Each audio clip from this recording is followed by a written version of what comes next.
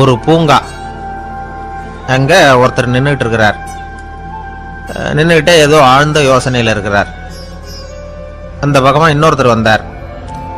இவரை கவனிச்சார். என்ன யோசனைன்னு கேட்டார். எப்படி எழுந்திருக்கிறதுன்னு யோசனை பண்ணிட்டு இருக்கிறேன்னாரு. அவர் கேட்டவருக்கு ஒரு மாதிரி ஆயிட்டது. ஏற்கனவே நின்றுகிட்டு இருக்கிற ஒருத்தர் எப்படி எழுந்திரிச்சு நிற்கிறதுன்னு யோசிக்கிறாருன்னா அது ஆச்சரியம் தானே. அதுக்கப்புறம் இவர் யோசிக்க ஆரம்பிச்சார். என்ன இவர் இப்படி பேசுறாரு அப்படின்னு. கீழே விழுந்தா தானே எழுந்திரிச்சு நிற்க முடியும். அதனால எழுந்திரிக்கணும்னு நினைக்கிறவங்க முதல்ல கீழே விழணும். இவர் முதல்ல கீழே விழணும், அதுக்கப்புறம் தான் எழுந்திருக்கிறது எப்படின்னு சிந்திக்க முடியும். இந்த உலகத்துல எல்லாருமே கீழே விழுந்து எழுந்தவர்கள் தான். இப்போ இந்த குழந்தை பருவத்துல கீழே விழாம நடைபயில கற்றுக்கிட்டவங்க யாராவது உண்டா? சின்ன வயசுல ஒரு தடவை கூட கீழே விழலை சார், அப்படியே பிறந்தார் வளர்ந்தார் பெரியவர் ஆயிட்டார் அப்படின்னு யாரையும் சொல்ல முடியாது. அதனால மனுஷங்கிறவன் விழுந்து புரண்டு எழுந்து தான் நடக்க கத்துக்கிறான். ஒரு உண்மையை நாம எல்லாரும் புரிஞ்சுக்கணும். இந்த உலகத்துல தவறு செய்யாத மனிதர்களே யாரும் கிடையாது. அப்படி இருக்கிறப்போ எப்போதாவது நாம தவறு பண்ணிவிட்டோம்னா அதுக்காக மனசு உடைஞ்சு போயிடக்கூடாது, வாழ்க்கையில வெறுப்பு வந்துடக்கூடாது. ஒரு தவறு நடந்துட்டுதா அதுக்காக மனசு உடைஞ்சு போடாதீங்க, அதை ஒரு பாடமா எடுத்துக்கங்க. அதே தவறு மறுபடியும் நடக்காம வேணும்னா பாத்துக்கலாம், அது போதும். தடைக்கல்ல படிக்கல்லாம் மாத்திக்கணும். இதுதான் இதுல முக்கியம். ஒரு அலுவலகம், அங்க ஒரு அதிகாரி, அவர் உயர்ந்த பதவியில் இருந்தார். சிறந்த நிர்வாகின்னு பேர் வாங்கினவர். அவர் தனக்கு கீழே வேலை செய்யறவங்க கிட்ட எல்லாம் சொல்லுவாராம், இந்த நிறுவனத்துல நீங்க எத்தனை தடவை வேணும்னாலும் தவறுகள் செய்யலாம், ஆனா ஒரே விஷயம் என்னன்னா ஒரே தவறை மறுபடியும் செய்யக்கூடாது, அது முக்கியம் அப்படின்பாராம். இதை மேம்போக்கா பார்த்தா அவர் ஏதோ தன்னுடைய ஊழியர்களை தவறு செய்ய தூண்டுறது மாதிரி தெரியும். ஆனா உண்மை அப்படி இல்லை. இன்னைக்கு என்ன நடக்குது தெரியுமா? அநேகமா எல்லா மனிதர்களுமே ஒரே தவறை தான் மறுபடியும் மறுபடியும் செய்யறாங்க. விளையாட்டு வீரர்கள் ஒரே மாதிரியான தவறுகளை திரும்ப திரும்ப செய்யறது உண்டு. கணக்கு எழுதுறவங்கள பாருங்க, ஒரே தப்ப மறுபடியும் மறுபடியும் செய்வாங்க. அலுவலகம் வருகிறவர்களை கவனிங்க, ஒரு நாள் தாமதமா வந்தா பரவாயில்ல, தினமும் தாமதமா வருவாங்க. இது மாதிரி செய்த தவறையே திரும்ப திரும்ப செய்யறதுக்கு என்ன காரணம் அப்படின்னா சோம்பல், ஞாபக மறதி, கவனக்குறைவு, தன்னுடைய திறமை பேர்ல அளவுக்கு மீறிய நம்பிக்கை, இப்படி இதுல ஏதாவது ஒரு காரணமா இருக்கலாம் அப்படிங்கிறாங்க இது பற்றி ஆய்வு செய்கிற வல்லுநர்கள். ஒரு தடவை செஞ்ச தவிர மறுபடியும் செய்யறது இல்லைன்னு முடிவு செஞ்சுக்கிட்டு அதை செயல்படுத்த கத்துக்கணும். அது போதும், வாழ்க்கை வெற்றிகரமா அமையும் அப்படிங்கிறாங்க அந்த அனுபவசாலிகள். அதனால வெற்றிகரமா வாழ்க்கையில நடைபோட விரும்பும் இளைஞர்கள் தவிர்க்க வேண்டியது என்னன்னா, முதல்ல சோம்பலை தவிருங்கள், சுறுசுறுப்பாக இயங்குங்கள் அப்படிங்கிறது அவங்க அறிவுரை. ரெண்டாவது ஞாபக மறதி, எந்த செயல்லையும் ஈடுபாடு வேணும், அக்கறை வேணும். மூணாவது கவனக்குறைவு, எதையும் அலட்சியப்படுத்தக்கூடாது. நாலாவது என்னால முடியாதது எதுவுமே கிடையாது அப்படிங்கிற அளவுக்கு மீறிய நம்பிக்கை, அது ஆபத்துல கொண்டு போய் விட்டுரும். அதனால முதல் தவறு உங்களுக்கு ஒரு பாடமா அமையணும். ஒரு மனிதர், அவர் தன்னுடைய 2 காதுலையும் கட்டு போட்டுக்கிட்டு வந்தார். அவருடைய நண்பர் அதை கவனிச்சுட்டார். என்ன சார் ஆச்சு, 2 காதுலையும் கட்டு போட்டிருக்கீங்களே அப்படின்னு விசாரிச்சார். ஒண்ணுமில்ல சார், வீட்டில் ரொம்ப ஆர்வமா டிவியில கிரிக்கெட் மேட்ச் பார்த்துக்கிட்டு இருந்தேன். அப்போ என்னுடைய மனைவி துணிகளுக்கு அயன் பண்ணிக்கிட்டு இருந்தாங்க. அயன் பாக்ஸை அப்படியே வச்சுட்டு அடுப்பங்கரைக்கு போயிட்டாங்க. அந்த சமயம் பார்த்து டெலிஃபோன் பண்ணி அடிச்சுது. அவசரமா ஓடி போய் அதை எடுத்து காதில் வச்சேன். அப்பதான் தெரியும் அது அயன் பாக்ஸுங்கிற விஷயம். சூடா இருந்ததா, சுட்டு விட்டுது அப்படின்னார். ஒரு காது சரி சார், 2 காதும் ஏன் அப்படி ஆச்சு அப்படின்னு கேட்டார். அதே ஆளு மறுபடியும் போன் பண்ணா சார் அப்படின்னாரு. இவர் எவ்வளவு தூரம் யோசிச்சிருப்பார் பாருங்க. அதனால ஒரு தவறு மறுபடியும் நடக்கக்கூடாது. முதல் தவறு உங்களுக்கு ஒரு பாடமாக அமையட்டும் அப்படிங்கிறது தான் இதுல இருந்து நாம தெரிந்து கொள்ள வேண்டிய கருத்து. அதனால தவறுகள் அதெல்லாம் தடைக்கெல்லாம் நினைக்க வேண்டாம், படிக்கெல்லாம் நினைப்போம். அப்படி நினைச்சோம்னா வாழ்க்கையில வெற்றி நிச்சயம். ஒரு ஊர்ல ஒரு சோதிடர் இருந்தார். அவர் எதிர்காலத்தை பத்தி அதிகமா சொல்லிட்டு இருப்பார். அவருடைய சோதிடத்தை எப்படியாவது பொய்யாக்கி போடணும் அப்படின்னு சொல்லி 2 இளைஞர்கள் தீர்மானம் பண்ணிட்டாங்க. அதுக்காக ஒரு திட்டம் போட்டாங்க. அது குளிர்காலம். ஒரு இளைஞன் பெரிய கோட்டு ஒன்ன சட்டைக்கு மேல போட்டுக்கிட்டான்.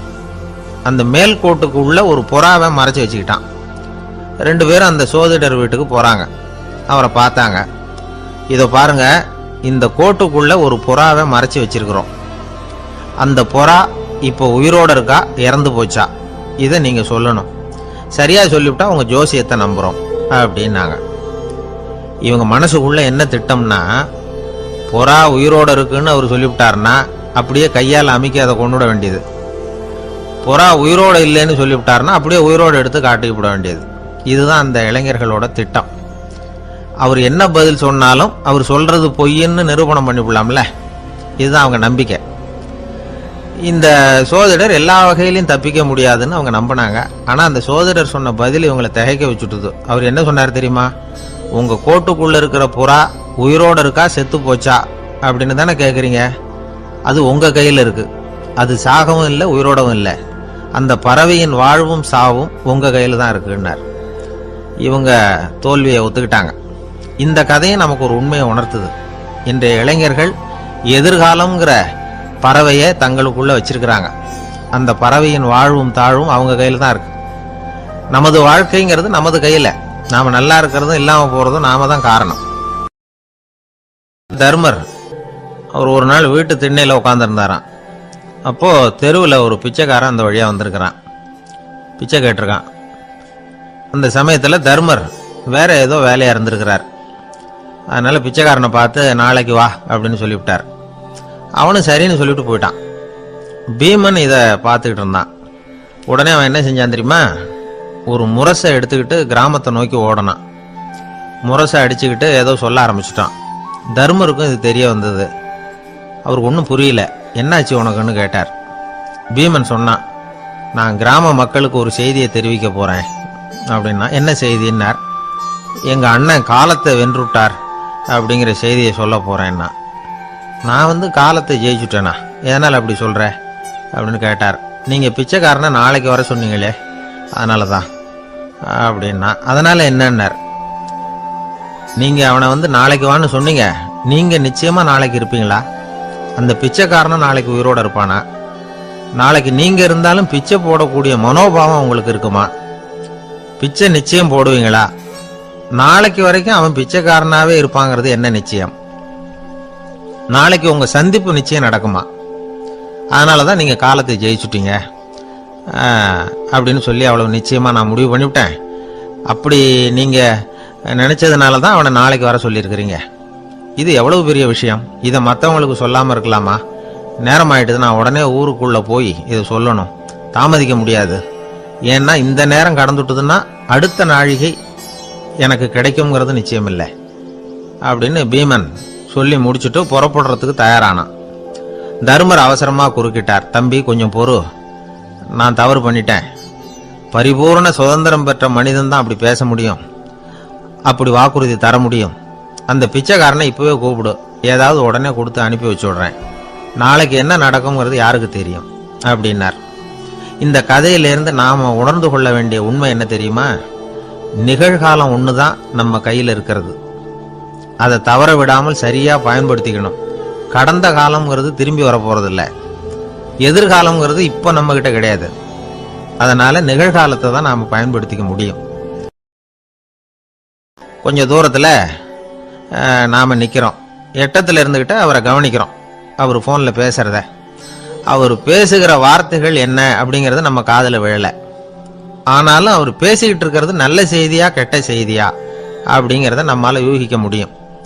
மகிழ்ச்சியான செய்தியை பேசும்போது முகம் மலருது, புன்னகை பூக்குது. இதுல ஒண்ணு நீங்க கவனிக்கணும். தொலைபேசியில நாம பேசுறப்போ நம்மோட பேசுறவர் எதிரில் இல்லை. அவர் தொலைபேசி வழியா நம்ம குரலை மட்டும்தான் கேட்க போறார். நம்ம முகத்தை அவர் பார்க்க போறதில்ல. அப்படி இருந்தோம் அப்ப நம்ம முகம் ஏன் மலரணும் அப்படின்னா இதுதான் உடல் மொழி, பாடி லாங்குவேஜ் அப்படின்னு சொல்றாங்க. நம்ம அறியாமலேயே நம்ம உடம்பு செய்திகளை தெரிவிக்குது பாருங்க, அதுதான் உடல் மொழி. ஒரு மனிதர் தொலைபேசியில பேசிக்கிட்டு இருக்கிறத நீங்க தூரத்துல இருந்து கவனிச்சுக்கிட்டே அவர் நண்பரோட பேசுறாரா, மனைவியோட பேசுறாரா, குழந்தையோட பேசுறாரா, இல்ல மேல் அதிகாரி கிட்ட பேசுறாரா, அல்லது அவருக்கு கீழே பணிபுரிகிறவர்கள் கிட்ட பேசுறாரா அப்படிங்கிறத கண்டுபிடிக்கலாம். அதுக்கு காரணம் அவருடைய உடல் மொழி. இந்த உடல் மொழி கூட நம்ம வாழ்க்கையின் முன்னேற்றத்துக்கு பயன்படும். இதை பத்தியெல்லாம் கூட சில நிபுணர்கள் ஆராய்ச்சி பண்ணி பார்த்துருக்கிறாங்க. அவங்க சில விவரங்களை சொல்றாங்க. குறிப்பா ஒருத்தர் தன்னுடைய நாற்காலியில கிட்டத்தட்ட படுத்துக்காத குறையா உட்காந்துருக்கிறாருன்னு வச்சுங்க, எதிர இருக்கிறவர் பேசுறது அவருக்கு பிடிக்கலன்னு அர்த்தமா. தலையை சொரிஞ்சுக்கிறது, வேற வேற திசைகளில் பார்க்கறது, கொட்டாவி விடுறது, கால்களை மாற்றி போட்டு உட்கார்றது, களைப்பா கை விரல்களை அப்படியே பின்னிக்கிறது, அடிக்கடி கடிகாரத்தை பார்க்கறது, இப்படிலாம் ஒருத்தர் பண்ணிக்கிட்டு இருக்கிறாருன்னா நாம் கூடிய சீக்கிரம் அந்த இடத்த விட்டு எழுந்திரிச்சு வந்துடுறது நல்லது. ஏன்னா இதெல்லாம் அவருடைய சலிப்பு, சோர்வு, ஆர்வமின்மை இதுக்கு அடையாளங்கள். நம்முடைய பேச்சு அவரை சலிப்படைய வச்சுட்டதுன்னு அர்த்தம். அவர் ரொம்பவும் சோர்ந்து போயிட்டாருன்னு பொருள். நம்முடைய பேச்சில் அவருக்கு ஆர்வம் இல்லைன்னு அர்த்தம். அதே நேரத்தில் நாற்காலியின் நுனியில் அமர்ந்து உடலை முன்னுக்கு நகர்த்தி எதிர இருக்கிறவரின் கண்களை பார்த்துக்கிட்டே பேசினாலும் சரி அல்லது பேச்சை கேட்டாலும் சரி, உங்கள் பேரில் மற்றவங்களுக்கு உள்ள பிடிப்பு அதிகரிக்கும். நாம் எப்படிப்பட்டவருங்கிறத நம்ம உடம்பும் நடை உடை பாவனையும் அடுத்தவங்களுக்கு காட்டி கொடுத்துரும்.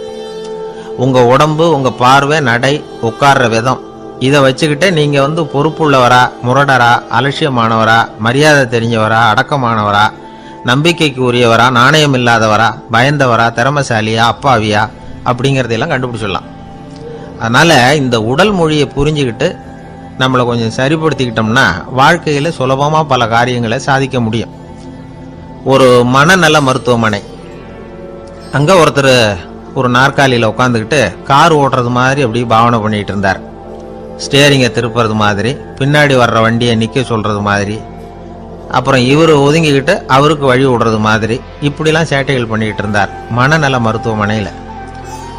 இதை பார்த்துக்கிட்டு இருந்த ஒருத்தர் பக்கத்தில் இருந்த இன்னொருத்தர்கிட்ட கேட்டார், இவர் ஏன் இப்படி பண்ணுறாரு, இவருக்கு ஏன் அப்படி வந்தது நிலைமை அப்படின்னு சொல்லி அவர் விசாரித்தார். அப்போ அவர் விவரம் சொன்னார். வேற ஒன்றும் இல்லைங்க, இவருக்கு கார் ஓட்டணும்னு ஆசை ரொம்ப காலமாக, அது நிறைவேறாமல் போயிட்டுது. அதுக்கப்புறம் அவர் மனநோயாளியை மாறிட்டார். இங்கே அழைச்சிட்டு வந்தாங்க. இங்கே அழைச்சிட்டு வந்ததுலேருந்து அப்படி தான் பண்ணிகிட்டு இருக்கிறார். அப்போ கார் ஓட்டுறது மாதிரிலாம் பாவனை பண்ணிகிட்டு இருப்பார், திருப்புறது மாதிரி பண்ணுவார், பின்னாடி வர்றவங்களுக்கு இடம் விடுவார், இப்படிலாம் செய்கிறார் அப்படின்னு விவரம் சொன்னாங்க. நீங்கள் சொல்லப்படாதா, இப்போ நீங்கள் கார் ஓட்டலை, வெறும் நாற்காலியில் தான் உட்காந்துருக்குறீங்க அப்படின்னு நீங்கள் சொல்லப்படாதா அவருக்கு அப்படின்னு கேட்டாங்க. அது முடியாதுங்க, ஏன்னா அந்த காரை கழுவுறதுக்காக அவர் தினமும் எனக்கு 10 ரூபா கொடுத்துக்கிட்டு இருக்கிறார் அப்படின்னாராம் அங்கே வேலை செஞ்சுக்கிட்டு இருந்த ஒருத்தர். அதனால் வாழ்க்கையில் நாம் இந்த உடல் மொழியை புரிஞ்சுக்கணும்.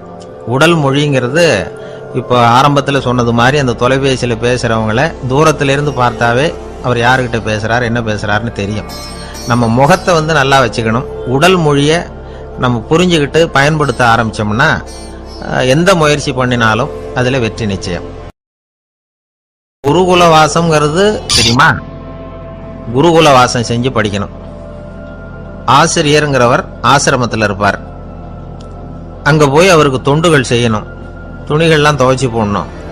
தூங்கும்போது காலை பிடிச்சி விடணும். புழுக்கமாக இருந்தால் விசிறி மட்டை எடுத்து விசிறணும். அப்படியே அப்பப்போ அவர் சொல்லிக் கொடுக்குற பாடத்தையும் கற்றுக்கணும். அவர் சொல்லிக் கொடுக்குற பாடங்களை ஓலைச்சுவடிகளில் எழுதிக்கணும். இதுதான் குருகுல வாசம்ங்கிறது. இப்போ மாதிரிலாம் கிடையாது. ஆக குருகுல வாசம்ங்கிறது மனசையும் பண்படுத்தும், அறிவையும் பண்படுத்தும். அப்படி ஒரு பயிற்சி அது. அந்த காலத்தில் பஞ்சபாண்டவர்கள் ஒரு குருகுலத்தில் படிக்க போனாங்களாம். ஏற்கனவே அங்கே ஒரு 15 பேர் இருந்திருக்கிறாங்க. இவங்களையும் சேர்த்து மொத்தம் 20 பேர். எல்லாரும் ரொம்ப ஆர்வத்தோடு அங்கே தங்கி படிச்சுக்கிட்டு இருக்கிறாங்க. 2 வருஷம் ஓடி போச்சு. எல்லாரும் ஊருக்கு திரும்ப வேண்டிய நேரம். ஆசிரியர் ஒவ்வொருத்தராக கூப்பிட்டார். இது வரைக்கும் என்ன கற்றுக்கிட்ட அப்படின்னு கேட்டார். அவங்க தாங்கள் எழுதி வச்சிருந்ததை சொன்னாங்க, கற்றுக்கிட்டதை சொன்னாங்க. அங்கே படிக்க வந்தவங்க எல்லாருமே புத்திசாலிகள். அது மட்டும் இல்லை, பல பேர் அரச குடும்பத்தை சேர்ந்தவங்க, இளவரசர்களாக வேற இருக்கிறவங்க. அதனால் அவங்கக்கிட்ட அபாரமான கல்வி அறிவை எதிர்பார்த்தார். ஒருத்தன் தான் எழுதி வச்சிருந்த சரித்திர பாடம் பூராவையும் படித்து காட்டினான். இன்னொருத்தன் தான் எழுதி வச்சிருந்த பூகோள பாடம் பூராவையும் படித்து காட்டினான். இப்படி ஒவ்வொருத்தராக அவங்க படித்தது என்னங்கிறத படித்து காட்டிவிட்டு போனாங்க. கடைசியாக தர்மர் வந்தார். பேசாமல் நிற்கிறார். தன் கையில் இருந்த ஓலைச்சுவடி கேட்டால் அவர் பிரிக்கவே இல்லை. ஆசிரியர் இவர்கிட்ட தான் அதிகமாக எதிர்பார்த்தார். ஆனால் இவரும் பேசாமல் நின்றுட்டு இருக்கிறார். நீ என்ன கற்றுக்கிட்ட சொல்லு, ஓலைச்சுவடியை பிரித்து படினார் அந்த முனிவர். தர்மர் அசையவே இல்லை. மெதுவாக சொன்னார், ஐயா, நான் கற்றுக்கிட்டது ஒன்றே ஒன்று தான், அதுதான் வாழ்க்கையில் எனக்கு ரொம்ப முக்கியமான பாடமாக அமையும் அப்படின்னார். என்னது, என்கிட்ட 2 வருஷ காலமாக படிச்சு விட்டு கடைசியில் கற்றுக்கிட்டது ஒன்றே ஒன்று தானா அப்படின்னார் முனிவர். அவருக்கு ஒன்றும் புரியல. மற்ற மாணவர்களை விட இவர் பண்புகளில் உயர்ந்தவர், அறிவில் சிறந்தவர், வயசில் முதிர்ந்தவர். இவரே இப்படி சொன்னால் மற்றவங்க நிலைமை என்னத்துக்கு ஆறுது? அவங்க ரொம்பவும் கெட்டு போயிடுவாங்களே அப்படின்னு அவர் யோசனை பண்ணார். தர்மா, நல்லா யோசனை பண்ணி பதில் சொல்லு. 2 வருஷமாக நீ கற்றுக்கிட்டது என்ன அப்படின்னு தானே நான் கேட்குறேன், அதை கொஞ்சம் யோசனை பண்ணி சொல்லுன்னார் முனிவர் கொஞ்சம் கோபமா. தர்மர் முகத்தில் எந்த மாறுதலுமே இல்லை. இல்லையா, 2 வருஷமாக நான் கற்றுக்கிட்ட முக்கியமான பாடம் ஒன்றே ஒன்று தான்னார். இப்போ அந்த முனிவருக்கு கோபம் அதிகமாக வந்துடுச்சு. ஏன்பா, உனக்கு வெக்கமா இல்லையா? உன்னை விட வயசில் குறைஞ்சவங்க எவ்வளவு பாடம் கற்றுக்கிட்டு இருக்கிறாங்க, எவ்வளவு விரிவாக அவங்க படித்து காட்டினாங்க. நீயும் கூட நிறைய குறித்து வச்சிருக்கிற போல இருக்க, அதை ஏன் பிரித்து படிக்கக்கூடாது அப்படின்னார். ஐயா, நான் சொல்கிறது உங்களுக்கு ஏமாற்றமாக இருந்தால் என்னை மன்னிக்கணும். நான் ரொம்ப முக்கியமாக கற்றுக்கிட்டு இருக்கிறது ஒன்றே ஒன்று தான், மற்ற எதையும் சொல்கிறதுக்கு விரும்பலைன்னார். மாணவர்கள்லாம் சிரிச்சுட்டாங்க. முனிவருக்கு கோபம் அளவுக்கு மீறி வந்துட்டு ஓங்கி அரைஞ்சு விட்டார் தர்மரை அவர் கன்னத்தில். தர்மர் கண்ணை செவந்து போட்டுது, கண்கள் கலங்கி போச்சு. ஆனாலும் அவர் அமைதியை இழக்கலை, தலை குனிஞ்சு நிற்கிறார். இவருடைய புடிவாதம் முனிவருக்கு இன்னும் ஆத்திரத்தை உண்டாக்கி விட்டது. இன்னொரு கண்ணத்திலே அரைஞ்சார். எல்லாரும் பயந்து போய் அமைதியாக நின்றுட்டு இருக்கிறாங்க. முனிவர் கத்துறார், அப்படி நீ கற்றுக்கிட்ட அந்த முக்கியமான பாடம் தான் என்ன, அதையாவது சொல்லு அப்படின்னார். ஐயா, அதை மட்டும் ஒரு ஓலைச்சுவடியில் தனியாக குறித்து வச்சிருக்கிறேன், இந்தாங்க, இதை நீங்களே படித்து பாருங்கன்னார். தர்மர் ஓலைச்சுவடியை நீட்டினார். முனிவர் அதை வாங்கி பிரித்தார், சத்தம் போட்டு படித்தார். என்ன எழுதியிருக்காருன்னா, எப்படிப்பட்ட சோதனை ஏற்பட்டாலும் நிதானம் இழந்து கோபத்துக்கு ஆளாகக்கூடாது அப்படின்னு. இதான் அந்த ஓலைச்சுவடியில் அவர் எழுதி வச்சிருந்தது. அந்த ஒரு கணத்திலேயே முனிவரும் எல்லா மாணவர்களும் தர்மரை புரிஞ்சுக்கிட்டாங்களாம். அவர் கற்றுக்கிட்டது ஏட்டு சுரக்காய் இல்லை, வாழ்க்கையில் பயன்படக்கூடிய முக்கியமான அனுபவ பாடம். முனிவர் கண்களில் கண்ணீர். தர்மரை அன்போடு கட்டி தழுவிக்கிட்டார். அப்புறம் சொன்னார், தர்மா, என்னை மன்னிச்சிரு, நீ மாணவன் இல்லை, ஆசிரியன். நான் இதுவரைக்கும் தெரிஞ்சிக்காத அனுபவ பாடத்தை நீ இப்போ எனக்கு கற்றுக் கொடுத்துட்ட அப்படின்னு சொன்னாராம். அதனால் நிதானம் தவறக்கூடாதுங்கிறது ரொம்ப முக்கியமான ஒரு செய்தி. ஒரு ஆசிரியர் மாணவனை ஒரு கன்னத்தில் ஓங்கி அரைஞ்சுட்டார். இவன் நிதானம் தவறல, அமைதியாக நின்றுக்கிட்டு இருந்தான். அவர் ஒரு தடவை அரைஞ்சதும் எப்படி உன்னால் நிதானம் தவறாமல் இருக்க முடிஞ்சுது அப்படின்னு கேட்டாங்க நண்பர்கள். அவன் சொன்னான், நான் நிதானம் தவறி இருந்தா எங்கள் வாத்தியார் இன்னொரு கன்னத்துலையும் அரைஞ்சிருப்பார், அது அதை விட பலமாக இருக்கும், அதனால தான் நான் அப்படி இருந்தேன் அப்படின்னு நானா. ஆக நாம் தெரிந்து கொள்ள வேண்டியது, வாழ்க்கையில் நிதானம் தவறாமல் இருக்க வேண்டும், அதுதான் வெற்றியின் ரகசியம். ஒரு நண்பர்கிட்ட பேசிக்கிட்டு இருந்தேன். அவருடைய உறவினர் ஒருத்தர் ஒரு நேர்முக தேர்வுக்கு போயிருந்தாராம், இன்டர்வியூக்கு. ரொம்பவும் பொறுப்பாகவும் கவனமாகவும் செயல்பட வேண்டிய பதவிக்கான நேர்காணல் அது. இவர் எழுத்து தேர்வில் ஏராளமான மதிப்பெண்கள் வாங்கிவிட்டார், அதனால் அதை பற்றி கவலை இல்லை. இப்போ நேர்முக தேர்வில் தேர்வு பெறணும். ஏராளமான சான்றிதழ்கள் வச்சிருந்தார்.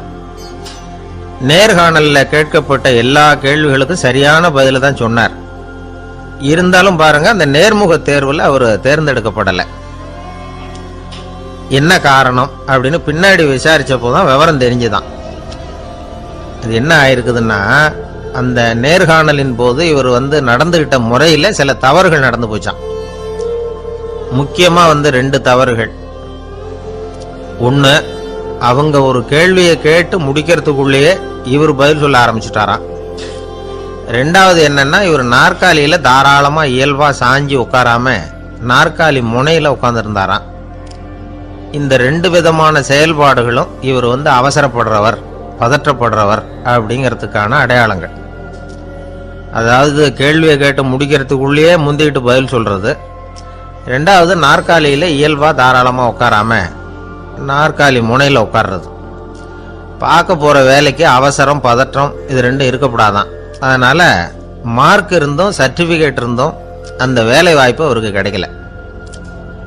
வேலை கொடுக்குறவங்க நம்மகிட்ட இருந்து என்னதான் எதிர்பார்க்குறாங்க, இதை தெரிஞ்சு வச்சுக்கிறது நல்லது.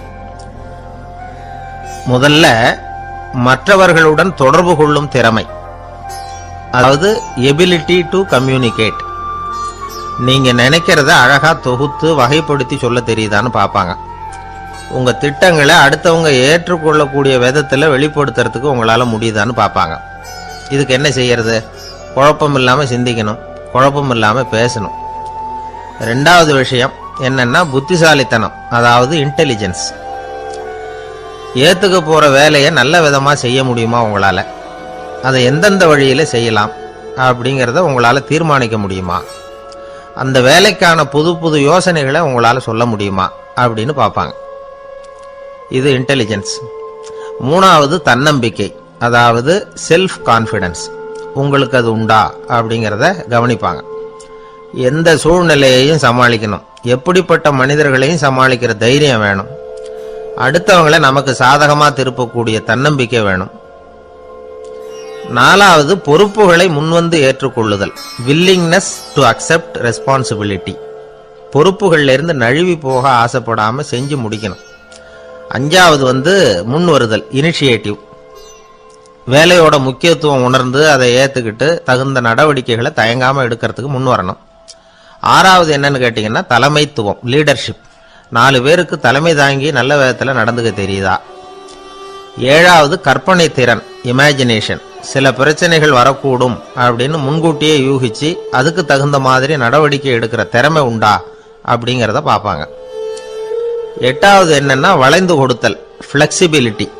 சூழ்நிலைக்கு தகுந்த மாதிரி, மாற்றங்களுக்கு தகுந்த மாதிரி அனுசரித்து நடந்துக்கிறதுக்கு தெரியுதா அவங்களுக்கு அப்படிங்கிறத கவனிப்பாங்க. அடுத்தது திறமைகளை வெளிக்கொணரும் திறமை, இன்டர்பர்சனல் ஸ்கில்ஸ். அடுத்தவங்க கிட்ட இருக்கிற திறமையை கண்டுபிடிச்சி அதை நல்ல விதத்துல ஊக்கப்படுத்தி பயன்படுத்த தெரியுதா அப்படின்னு பார்ப்பாங்க.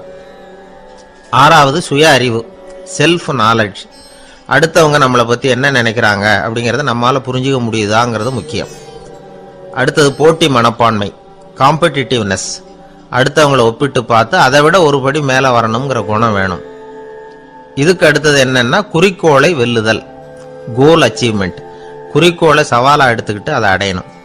அப்புறம் வேறுபட்ட திறமைகள், ஒகேஷனல் ஸ்கில்ஸ். பதவிக்கு வேண்டிய திறமைகள் தவிர மற்ற திறமைகள் ஏதும் உண்டாங்கிறது முக்கியம்.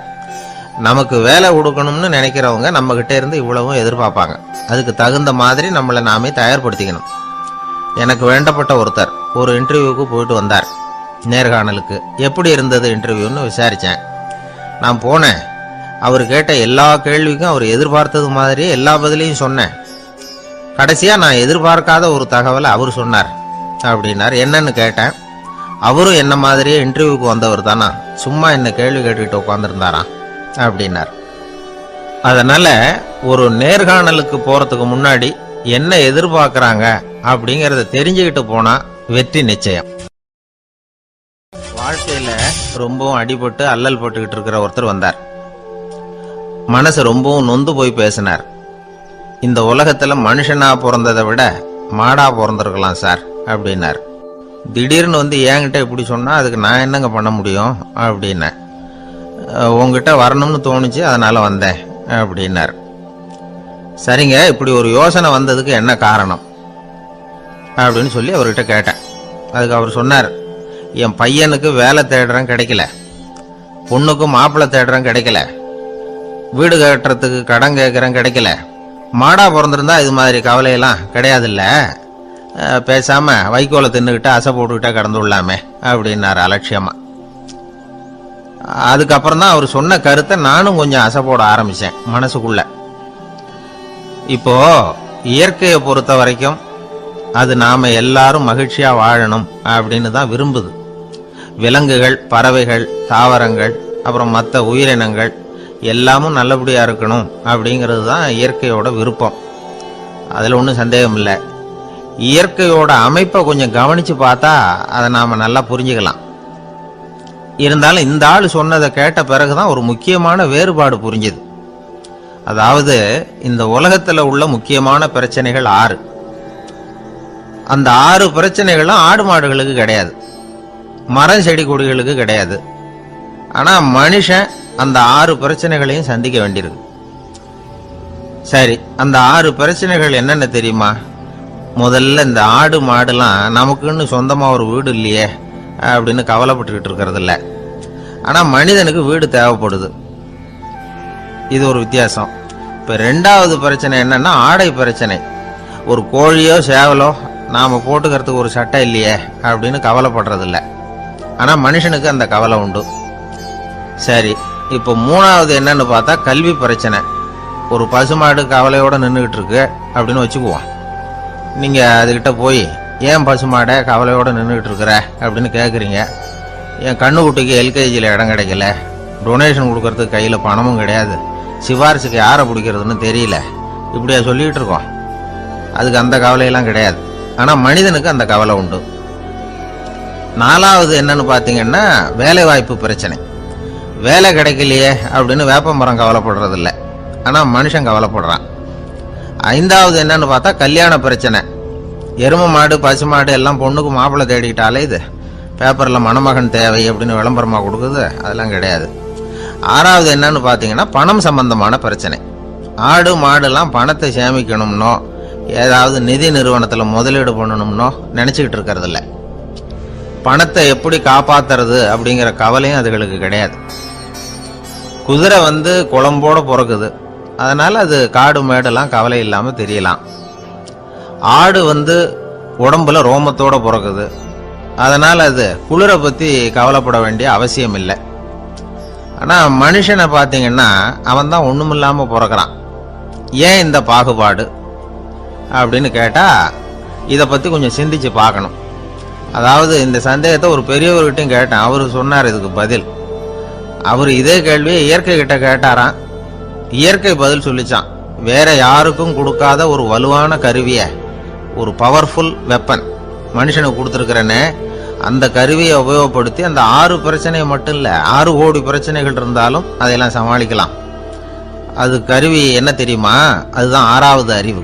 அதை உபயோகப்படுத்தினா காலுக்கு செருப்பு தயார் பண்ணிக்கலாம், குளிருக்கு போர்வை தயார் பண்ணிக்கலாம், என்ன வேணும்னாலும் செய்யலாம் அப்படின்னு இயற்கை பதில் சொல்லிச்சான். அதனால நாம செய்ய வேண்டியது என்னன்னா இயற்கையை முதல்ல சரியா புரிஞ்சுக்கணும். இயற்கையின் படைப்பையே நாம சரியா புரிஞ்சுக்கிறது இல்லையே, அதுதான் வேதனை. இந்த கதையை கேளுங்க. இப்ப நகரத்திலிருந்து ஒரு ஆளு கிராமத்துக்கு வந்தான். அங்க ஒரு சிறுவன் மாடு மேய்ச்சிக்கிட்டு இருந்தான். நகரத்து ஆள் சொன்ன, எவ்வளவு அழகான பசு, அது சரி இதுக்கெல்லாம் ஏன் கொம்பு இல்லைன்னா. இதுக்கு அந்த பையன் பதில் சொன்னான், பசுமாட்டுக்கு கொம்பு இல்லாததுக்கு பல காரணங்கள் உண்டு. கண்ணுக்குட்டியா இருந்தா கொம்பு இருக்காது, பசு வளர்ந்து பெருசானதுக்கு அப்புறம் தான் கொம்பு முளைக்கும், இது ஒரு காரணம். சில சமயம் வளர்ற கொம்பை எடுத்து விடுறது உண்டு, அது ஒரு காரணம். ஆனா இதுக்கு ஏன் கொம்பு இல்லைன்னு கேக்குறீங்க?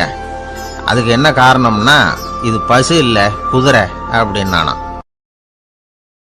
பிரிட்டிஷ் ஆட்சி நடந்துகிட்டு இருந்த காலம் 1920களின் கடைசி.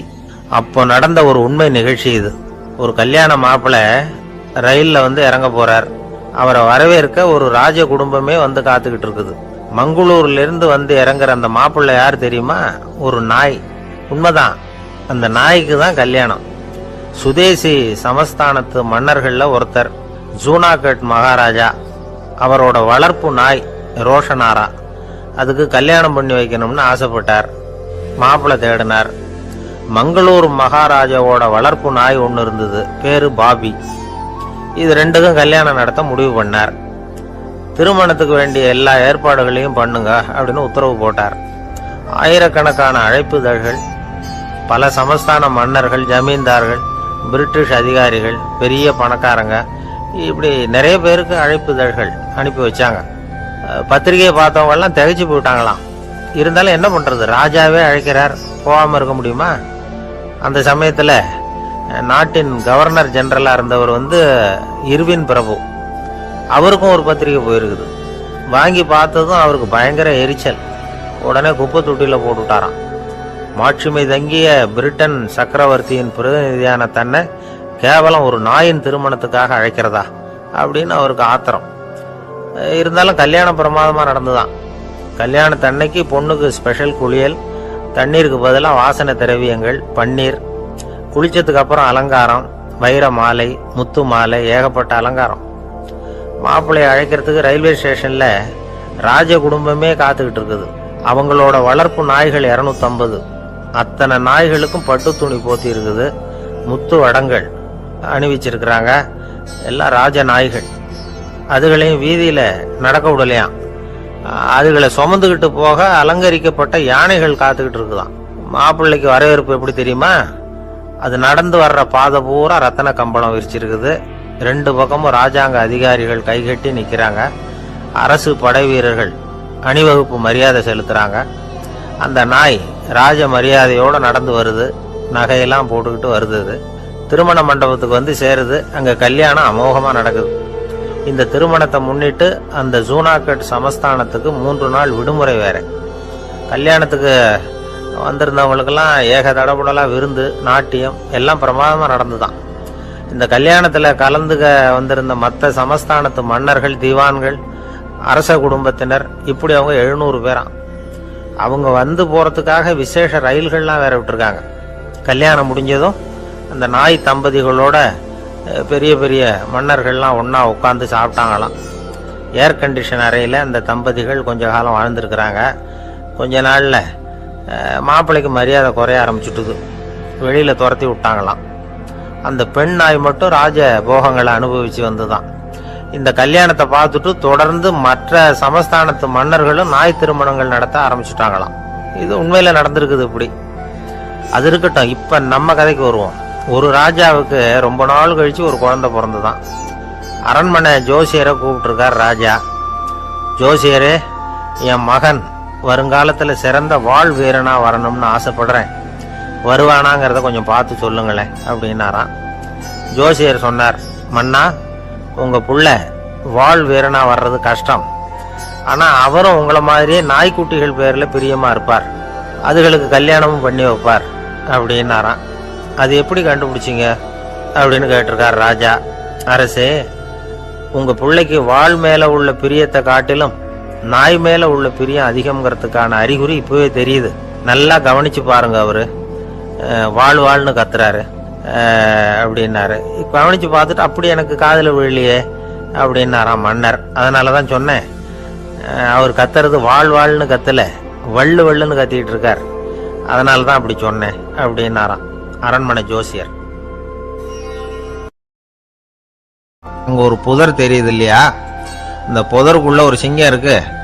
அந்த பக்கமாக நான் போகிறப்போ வர்றப்போலாம் அது என்கிட்ட ஒம்பு வளர்க்குது, தகராறு செய்யுது, என் மேலே பாயுது, என்னை தாக்குது, ஏன்னு தெரியல அப்படின்னுது. இதை கேட்டதும் அந்த குரங்கு சொல்லிச்சு, இனிமேல் கவலைப்படாத, இந்த தடவை நான் உன்னை காப்பாற்றுறேன்னுது. அதுக்கப்புறம் ஒரு நாள் அந்த குரங்கும் கழுதியும் அந்த புதர் பக்கமாக போய்கிட்டு இருந்தாங்க. எதிர்பார்த்தது மாதிரியே நடந்தது. இந்த சிங்கம் எதிரில் வந்தது, கழுதியை பார்த்தது, உடனே அது மேலே பாய ஆரம்பிச்சுட்டுது. அவ்வளவுதான். உடனே இந்த குரங்கு என்ன பண்ணிச்சு தெரியுமா? கிடுகிடுன்னு ஒரு மரத்து மேலே ஏறி உட்காந்துக்கிட்டது. அங்கே உட்காந்துக்கிட்டு கீழே அந்த கழுதியும் சிங்கமும் போடுற சண்டையை வேடிக்கை பார்க்க ஆரம்பிச்சுட்டுது. கொஞ்ச நேரம் கழித்து அடிபட்ட காயத்தோடு அந்த கழுதை மெதுவாக நடந்து வந்தது. குரங்கும் மெல்ல மரத்தை விட்டு கீழே இறங்குச்சு. இப்போ கழுதை கேட்டுது, என்னை காப்பாத்துறேன்னு சொல்லிவிட்டு காலை விட்டுட்டியே, நீ பாட்டுக்கு மரத்து மேலே ஏறி உட்காந்துக்கிட்டே, அது நியாயமானது. குரங்கு பரிதாபமாக அதை பார்த்துது. நான் மரத்து மேலே இருந்து நீங்கள் 2 பேரும் சண்டை போட்டதை பார்த்துக்கிட்டு தான் இருந்தேன். உன்னோட சத்தம் தான் அதிகமாக இருந்தது, அது நீ சிரிக்கிற மாதிரி எனக்கு கேட்டுது, அதனால் நீ தான் ஜெயிச்சுக்கிட்டு இருக்க போல இருக்கு அப்படின்னு நினச்சிவிட்டேன்னு. இன்றைக்கி பல பேர் இப்படி தான் இருக்கிறாங்களாம். யார் ஜெயிக்கிறாங்க யார் தோக்குறாங்கங்கிறத முகத்தை பார்த்து கூட கண்டுபிடிக்க முடியறதில்ல, பேசுகிற பேச்சை வச்சு கூட கண்டுபிடிக்க முடியறதில்ல. தோற்கிறவங்க கூட சிரிக்கிற மாதிரி முகத்தை வச்சுக்கிறான். இன்றைய மனிதர்கள்கிட்ட ஏகப்பட்ட முரண்பாடுகள். பொய் முகங்களோட உலவுகிறவர்கள் தான் அதிகம். உண்மை முகம் எங்கே இருக்குது அப்படிங்கிறத புரிஞ்சுக்கிட்டு நண்பர்களை தேர்ந்தெடுக்கணும் அப்படிங்கிறது ஒரு முக்கியமான கருத்து. கடவுள் இந்த உலகத்தை படைச்சுட்டு அதுக்கப்புறமும் கொஞ்ச நாள் இங்கேயே தங்கியிருந்தாராம். அப்போ தான் அவருக்கு ஒரு உண்மை புரிஞ்சுதான், இந்த உலகத்தில் தங்கி இருக்கிறது எவ்வளவு இடைஞ்சல்னு. தினமும் மனிதர்கள் தேடி வந்து ஏதாவது புகார் சொல்லிக்கிட்டே இருந்தாங்களாம். எனக்கு அது வேணும் இது வேணும்னு கேட்டுக்கிட்டே இருந்தாங்களாம். சில பேர் வந்தாங்க, நாங்கள் வந்து விவசாயம் பண்ணுறோம், தண்ணி இல்லாமல் பயிர் காயுது, எங்களுக்கு மழை வேணும் அப்படின்னாங்க. அவங்க போனதும் அதுக்கப்புறம் சில பேர் வந்தாங்க, நாங்கள் வந்து மண்பானை செய்கிறவங்க நிறைய பானை செஞ்சு வச்சுருக்குறோம், மழை பெஞ்சால் எல்லாம் கரைஞ்சி வீணாக போயிடும், அதனால் இன்றைக்கி மழை பெய்யக்கூடாதுன்னாங்க. கடவுள் பார்த்தார், அவருக்கு என்ன பண்ணுறதுன்னே தெரியல, ஏகப்பட்ட குழப்பம், தலையை பிச்சுக்கலாம் போல் இருந்தது, கிட்டத்தட்ட பைத்தியம் பிடிக்கிற அளவுக்கு ஆகிட்டுது. எல்லாருடைய ஆசைகளையும் அவரால் நிறைவேற்ற முடியல, ஏன்னா ஒன்றுக்கு ஒன்று முரண்பாடாக இருந்தது. ஒரு நாள் தன்னுடைய அமைச்சரவையை கூட்டி ஆலோசனை கேட்டார், என்ன செய்யலாம்னு சொல்லுங்கன்னார். இது என்ன பிரமாதம், பேசாமல் இமயமலை அடிவாரத்தில் போய் உட்காந்துங்க, யாரும் தொந்தரவு பண்ண மாட்டாங்கன்னாங்க. அங்கேயும் மனிதர்கள் வர ஆரம்பிச்சுருவாங்களேன்னார் கடவுள். சரி அப்படின்னா சந்திரனில் போயிருந்துக்கலாமேன்னாங்க. அங்கேயும் மனுஷன் குடி வர போகிறான் அப்படின்னார் கடவுள். வெகு தூரத்துக்கு அப்பால் உள்ள நட்சத்திர மண்டலத்துக்கு போயிடலான்னாங்க.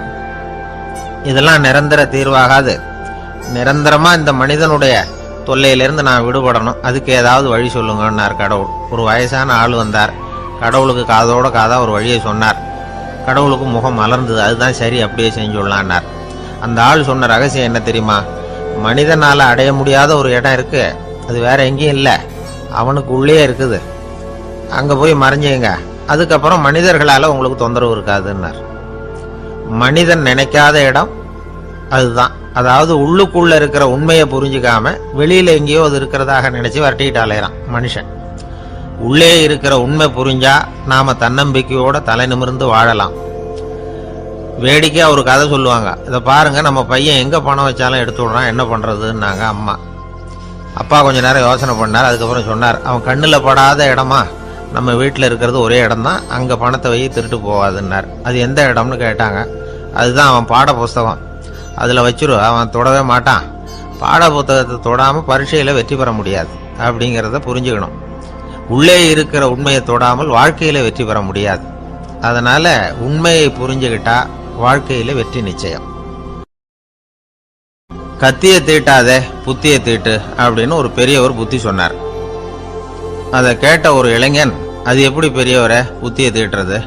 கத்தியை தீட்டுன்னு சொன்னா ஒரு கருங்கல்ல கத்தியை தேய்க்கலாம், புத்தியை தீட்டுன்னு சொன்னா எப்படி தலையை கொண்டுட்டு போய் தரையில தேய்ச்சிட்டு இருக்க முடியுமா அப்படின்னா. அந்த பெரியவர் உடனே புரிஞ்சுக்கிட்டார், இந்த இளைஞனுக்கு புத்தி கூர்மை கம்மி அப்படிங்கிறத புரிஞ்சுக்கிட்டார். அது சரி, அறிவுக்கும் புத்திசாலித்தனத்துக்கும் என்ன வித்தியாசம்? இது ஒரு முக்கியமான கேள்வி. அறிவுன்னா என்ன, புத்திசாலித்தனம்னா என்ன? இதே கேள்வியை சாக்ரட்டிஸ் கிட்ட அவருடைய சீடன் ஒருத்தன் கேட்டானா. ஐயா, அறிவுக்கும் புத்திசாலித்தனத்துக்கும் என்னங்க வித்தியாசம் அப்படின்னு கேட்டிருக்கான்.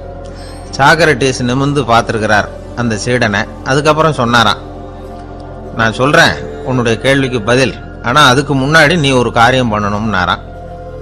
என்னங்க செய்யணும் சொல்லுங்கன்னு இருக்கான். அதோ பாரு, ஒரு பெரியவர் உட்காந்துருக்கிறாரு, அவர்கிட்ட போ, இங்கேருந்து பக்கத்தில் இருக்கிற அந்த கிராமத்துக்கு போய் சேர எவ்வளவு நேரம் ஆகும் அப்படின்னு கேட்டுட்டு வா அப்படி சொன்னார் சாக்ரட்டிஸ். சரின்னு சொல்லிவிட்டு இவன் போனான். அந்த பெரியவர் முன்னாடி போய் நின்னான். ஏங்க பெரியவரை, இங்கேருந்து அதோ தெரியுத அந்த கிராமத்துக்கு போய் சேர்றதுக்கு எவ்வளவு நேரம் ஆகும் அப்படின்னு கேட்டான். பெரியவர் நிமிர்ந்து பார்த்தார், ஆனால் பதில் எதுவும் சொல்லலை. இவன் மறுபடியும் ஒரு தடவை அதே கேள்வி அவர்கிட்ட கேட்டான். என்னங்க, நான் கேட்குறது உங்கள் காதில் விழுதா? அந்த கிராமத்துக்கு போய் சேர்றதுக்கு எவ்வளோ நேரம் ஆகும் அப்படின்னு சொல்லி மறுபடியும் கேட்டான். அப்பவும் அவர் பதில் சொல்லலை. உடனே அவன் மனசுக்குள்ளே முடிவு பண்ணிக்கிட்டான், சரி பெரியவர் ஒரு மாதிரியாக தெரிகிறார், புத்தி சுவாதீனம் சரியில்லாத ஒரு மாதிரி தெரியுது அப்படின்னு நினச்சிக்கிட்டே வந்த வழியிலே திரும்பி வந்துட்டான். கொஞ்சம் தூரம் நடந்திருப்பான். இப்போ அந்த பெரியவர் மறுபடியும் கூப்பிட்டார், இளைஞனே இப்படி வாழ்னார். இவனுக்கு ஒன்றும் புரியல. மறுபடியும் திரும்பி நடந்தான். அவர் முன்னாடி போய் நின்னான். பெரியவர் சொன்னார், தம்பி, இங்கேருந்து அந்த கிராமத்துக்கு போய் சேர்றதுக்கு 5 நிமிஷம் ஆகும் அப்படின்னார். இப்போ அந்த இளைஞன் அந்த முதியவரை ஒரு மாதிரியாக பார்க்க ஆரம்பித்தான். அதுக்கப்புறம் கொஞ்சம் யோசித்தான். பிறகு அவர்கிட்டே கேட்டுட்டான், ஏங்க பெரியவரை, இதே பதிலை அப்போவே என்கிட்ட சொல்லியிருக்கலாமே, என்னை திரும்பி போன்னு சொல்லிவிட்டு பாதி தூரம் போனதுக்கப்புறம் மறுபடியும் கூப்பிட்டு அதுக்கப்புறம் இப்படி சொல்கிறீங்களே, இது நியாயமா அப்படின்னா. பெரியவர் சிரிச்சார். அதுக்கப்புறம் சொன்னார், ஏன்பா, நீ எவ்வளவு வேகமாக நடக்கிறேங்கிறத பார்க்காம நீ கிராமத்துக்கு போய் சேர வேண்டிய நேரத்தை எப்படி என்னால் சொல்ல முடியும்? அதனால தான் உன்னை கொஞ்சம் தூரம் நடக்க விட்டு உன்னுடைய நடையின் வேகம், அந்த கிராமம் இருக்கிற தூரம் ரெண்டையும் கணக்கு போட்டு அதுக்கப்புறம் நேரத்தை சொன்னேன்னார். சீடன் தலை குனிந்தான். அப்படியே திரும்பி சாக்ரட்டிஸ் முன்னாடி நின்னான். சாக்ரட்டிஸ் இப்போ சொல்றார், தம்பி, அதுக்கு பேர் தான் புத்திசாலித்தனம். இந்த அறிவு கூர்மை எல்லா இளைஞர்களுக்கும் வரணும் அப்படிங்கிறதுக்காகத்தான் கத்தியை தீட்டாத புத்தியை தீட்டு அப்படின்னு பெரியவங்கள்லாம் சொல்லிட்டு இருக்கிறாங்க. புத்தியை தீட்டுறவங்கெல்லாம் வாழ்க்கையில் அறிவாளியாராங்க, தீட்டாதவங்க கோமாளியாராங்க. இதுதான் இன்னைக்கு நடக்கிறது. அதனால அறிவு கூர்மைங்கிறது வேற. இந்த காலத்து ஆசாமி ஒருத்தர் இன்னொருத்தரை பார்த்து கேட்டார், ஏங்க, ஒரு விமானம் இங்கேருந்து புறப்பட்டு 2 மணி நேரத்தில் மதுரைக்கு போய் சேருது. நல்லா கவனிங்க, ஒரு விமானம் இங்கேருந்து புறப்பட்டு 2 மணி நேரத்தில் மதுரைக்கு போய் சேருது அப்படின்னா என்னோட வயசு என்னன்னு கேட்டார். இவர் கேட்கறதுல ஏதாவது அர்த்தம் இருக்கா? அதாவது இங்கேருந்து புறப்பட்டு 2 மணி நேரம் ஆகுது மதுரைக்கு போகிறதுக்கு, அப்படின்னா என் வயசு என்னன்னு கேட்குறாரு. இதை கேட்ட உடனே அவர் பதில் சொன்னார், அப்படின்னா உங்களோட வயசு 20 அப்படின்னார். எப்படிங்க அவ்வளவு கரெக்டாக சொன்னீங்க அப்படின்னு கேட்டார். வேற ஒன்றும் இல்லை, எங்கள் பக்கத்து வீட்டில் ஒரு முழு பைத்தியம் இருக்கு, அதோட வயசு 40, அப்படின்னா உன் வயசு 20 தான் இருக்கணும் அப்படின்னார். அரை பைத்தியம்னு முடிவு பண்ணிக்கிட்டார். அதனால வாழ்க்கையில் அறிவு கூர்மைங்கிறது ரொம்ப அவசியம். அந்த புத்திசாலித்தனம் இருக்கிறவங்க வாழ்க்கையில் வெற்றி பெறுவது நிச்சயம். சாலை ஓரமா அழுதுகிட்டு உட்காந்துருந்தான். பிச்சை எடுத்து சாப்பிட்ற ஒருத்தன் அந்த பக்கமா வந்தான். இவனை பார்த்தான். ஏன் அழுதுகிட்டு உட்காந்துருக்கிற, என்னாச்சு உனக்கு அப்படின்னு கேட்டான். அதுக்கு இவன் சொன்னான், என்கிட்ட ஒன்றுமே இல்லை, நான் இந்த உலகத்தில் இருந்து என்ன பிரயோஜனம், அதனால தான் அழுதுகிட்டு இருக்கிறேன் அப்படின்னா.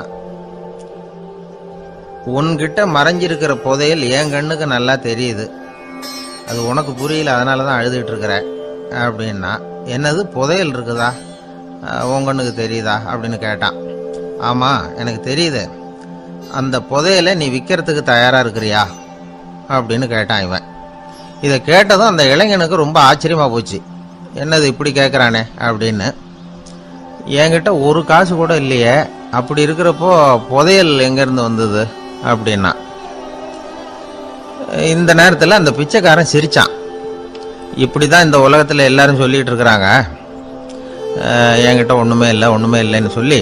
ஆனால் அவங்கக்கிட்ட தான் புதையல் இருக்கு, நீ வேணும்னா என் கூட வா, நம்ம நாட்டு அரசர்கிட்ட போவோம், உங்ககிட்ட இருக்கிற புதையலை அவர் நல்ல விலைக்கு எடுத்துக்குவார் அப்படின்னா. அது எப்படி உனக்கு தெரியும்னா, இதுக்கு முன்னாடியும் இது மாதிரி பல பேரை நான் ராஜா கிட்ட அழைச்சிட்டு போயிருக்கிறேன், அதனால தான் உன்னை பார்த்தேன், உன்னையும் கூப்பிடுறேன், நீ சரின்னு சொன்னால் உன்னை அழைச்சிட்டு போகிறேன், உங்ககிட்ட இருக்கிற புதையலை அவர் நல்ல விலை கொடுத்து எடுத்துக்குவார் அப்படின்னு சொன்னான். இவன் இப்படி சொல்கிறதும் அந்த இளைஞனுக்கு ஒன்றுமே புரியல. இது என்னது இந்த ஆள் இப்படி சொல்லிகிட்டு இருக்கிறான், நம்மக்கிட்ட என்ன இருக்குது, அதுவும் இல்லாமல் இவனே பிச்சை எடுத்து சாப்பிட்டுக்கிட்டு இருக்கிறான், இவன் போய் நம்மளை ராஜா கிட்ட அழைச்சிட்டு போகிறதா போகிறேங்கிறானே என்ன அப்படின்னு சொல்லி அவன் யோசனை பண்ணான். என்ன யோசிக்கிற, உனக்கு பணம் வேணும்னா என்னோட வா அப்படின்னா. இளைஞன் ஒரு முடிவுக்கு வந்தான். சரி, இங்கேயே உட்காந்துக்கிட்டு இருக்கிறத விட அங்கேயாவது போய் பார்ப்போமே, இங்கே அழுதுட்டு உட்காந்துருக்கிறதுல என்ன பிரயோஜனம், ஏதோ கூப்பிடுறான் போய் பார்த்துட்டு வருவோமே அப்படின்னு சொல்லி அவன் கூட புறப்பட்டான். பிச்சைக்காரன் முன்னாடி போயிட்டே இருக்கிறான், இந்த இளைஞன் பின்னாடி நடந்து போயிட்டு இருக்கான். 2 பேரும் அரண்மனையை நோக்கி போகிறாங்க. பாதி வழி போயிருப்பாங்க. வழியில் அந்த பிச்சைக்காரன் சொன்னான், இதை பாரு, முன்னாடியே சில விஷயங்களை நாம் பேசிக்க வேண்டியிருக்கு, சரியாக தெளிவாக முடிவு எடுத்துக்கிட்டு அதுக்கப்புறம் ராஜா கிட்ட போகணும். ஏன்னா அங்கே போய் அது முடியாது இது முடியாதுன்னு நாம் நமக்குள்ளே சண்டை போட்டுக்கிட்டு இருக்க முடியாது. ராஜாவுக்கு விலையை பற்றி கவலையே இல்லை, எவ்வளவு சொன்னாலும் நமக்கு பணம் கிடைச்சிரும். ஆனால் அதுக்கப்புறம் நான் இதை விற்கிறதுக்கு தயாராக இல்லைன்னு சொல்லிடக்கூடாது. அதனால் புதையலை விற்கிறதா இல்லையாங்கிறத இங்கேயே தெளிவாக முடிவு செஞ்சுக்கணும், இல்லைன்னா ராஜா கிட்ட போய் அங்கே போய் குழப்பிக்கிட்டு இருக்க முடியாது அப்படின்னு சொன்னான். இளைஞனுக்கு ஒன்றுமே புரியல. என்ன சொல்கிற நீ, என்கிட்டயா புதையலா, எங்கே இருக்குது அப்படின்னு சொல்லி குழம்பி போனான். இப்போ அந்த பிச்சைக்காரன் சொன்னான், இதை பாரு, இப்போ உதாரணத்துக்கு உன்னுடைய கண்களை எடுத்துக்கோ, அதுக்கு நீ என்ன விலை கேட்டுற போகிற, நான் அதுக்கு ராஜா கிட்ட இருந்து ஒரு 50,000 ரூபா வாங்கி தர முடியும். உன்னுடைய இருதயத்தை கொடுக்குறியா, 20 லட்சம் ரூபா வாங்கி தரேன். மூளையை கொடுக்குறியா, 30 லட்சம் வாங்கி தரேன். என்ன சொல்கிற அப்படின்னு சொல்லி இந்த பிச்சைக்காரன் பேசிக்கிட்டே போகிறான். இளைஞனுக்கு கோபம் வந்துட்டுது.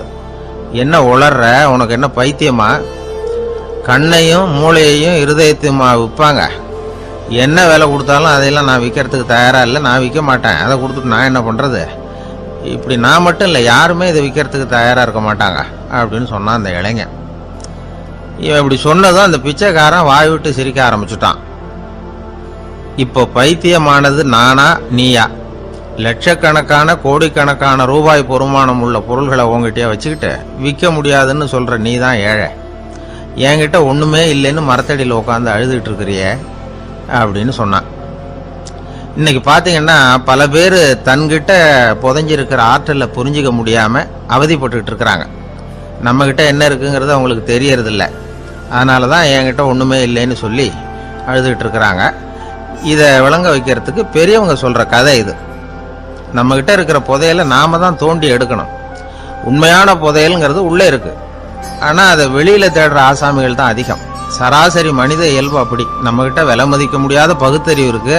அதை வச்சுக்கிட்டு வாழ்க்கையில முன்னேறதுக்கு முயற்சி பண்ணணும். என்கிட்ட ஒண்ணுமே இல்லைன்னு நினைச்சு ஓரமா உட்காந்துடக்கூடாது. முயற்சி செஞ்சா முடியாத காரியம் எதுவுமே இல்லை. ஒரு ரயில்வே ஸ்டேஷன் பக்கம் வெளியில ஒரு டாக்ஸி நின்றுட்டு இருந்தது. அந்த பக்கமா வந்த ஒருத்தர் டாக்ஸி டிரைவரை பார்த்து சொன்னார், ஐயா உங்க வண்டியில பின் சீட்ல ஒரு மணி பர்ஸ் கிடக்கு, யாரோ மறந்து விட்டுட்டு போயிருக்கிறாங்க அப்படின்னாரு. இல்ல அது காலி பர்ஸ் தான், நான் தான் அதை அங்கே போட்டு வச்சிருக்கிறேன்னாரு டிரைவர். ஏன்னு கேட்டார் அவரு. இதுக்கு டிரைவர் சொன்னாரு, அதை பார்க்குற யாராவது அதை எடுத்துக்கலாம்ங்கிற ஆசையிலையாவது சவாரிக்கு வருவாங்க, அதுக்காக தான் போட்டு வச்சிருக்கிறேன் அப்படின்னார். ஒரு நண்பர் அவசரமா என்கிட்ட ஓடி வந்தார். அப்புறம் சொன்னார், என்னால் நம்பவே முடியல சார், என் பையனா இப்படி அப்படின்னு சொல்லி ஆச்சரியப்பட்டார். உங்க பையன் அப்படி என்னதான் செஞ்சுட்டான்னு கேட்டேன். என்னால முடியாத ஒரு காரியத்தை அவன் சுலபமா செஞ்சுட்டான் சார் அப்படின்னார். அது என்ன, உங்களால முடியாத காரியத்தை அவன் செஞ்சுட்டாங்கிறீங்க, அது என்ன காரியம்னு தான் சொல்லுங்களேன். என்ன 5ஆம் வகுப்புல ஒரே தடவையில பாஸ் ஆயிட்டான் சார், அதாவது ஒரே அட்டம்ப்ட்ல பாஸ் ஆயிருக்கிறான் அப்படின்னார். மூச்சு வாங்க. கஷ்டப்பட்டு பரீட்சை எழுதினவன் அவன், இவருக்கு மூச்சு வாங்குது. நம்மால செய்ய முடியாத ஒரு காரியத்தை இன்னொருத்தர் செய்யும் போது அது நமக்கு ஆச்சரியமா தெரியுது. இப்ப சர்க்கஸ் பாக்குறோம், அங்க ஒருத்தர் அந்த இடத்துல தொங்குறார். அதை பாக்குறப்போ அது நமக்கு ஆச்சரியமா தெரியுது. ஏன்னா அது மாதிரி அந்த இடத்துல தொங்குறதுங்கிறது நம்மால முடியாத காரியம். நம்மால முடியாத ஒன்றை அடுத்த ஒருத்தர் ரொம்ப சுலபமா செய்யறப்போ நாம மருள்வது இயற்கை. இதைத்தான் தொல்காப்பியம் மருட்கை அப்படின்னு சொல்லுது. இந்த வியப்பு இருக்குதே, இது 4 வகையில ஏற்படுதான். அதையும் தொல்காப்பியம் தான் சொல்லுது. அது என்ன 4 வகை அப்படின்னா, முதல் வகை எப்படின்னா புதுமையான அரிய செயல்களை செய்வது. 2வது வகை என்னன்னா பெரிய செயல்களை செய்யறது. 3வது வகை எப்படின்னா மிக நுட்பமான செயல்களை செய்யறது.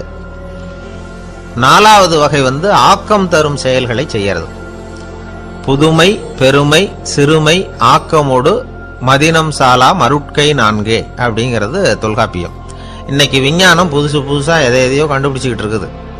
அந்த கண்டுபிடிப்புகளை எல்லாம் பார்க்கறப்போ ஆரம்பத்துல ஆச்சரியமா இருக்கு, அதுக்கப்புறம் நமக்கு பழகி போடுது. வானொலி பெட்டி புதுசா வந்தப்போ அதை சுற்றி எவ்வளவு கும்பல், ஒரு பெட்டி பேசுது அப்படிங்கிறது எவ்வளவு வியப்புக்குரிய விஷயம். இப்ப யாரும் வானொலி பெட்டியை ரொம்ப ஆச்சரியத்தோட பாக்குறது இல்ல. வச்சிருந்தாதான் ஆச்சரியமா பார்ப்பாங்க சில பேர். இந்த காலத்துல எப்படி வச்சிருக்கிறாரேன்னு சொல்லி மாறா அதை அலட்சியமாவும் பார்க்க ஆரம்பிச்சுட்டாங்க. மதினம் சாலா மருட்கை அப்படின்னு ஒரு சொற்றொடர் வருது பாருங்க, அதுல கருத்தாழம் உண்டு. எதை பத்தியும் போதுமான அளவு புரிஞ்சிக்காதப்போ ஒருத்தர் ஆச்சரியப்படுறார்.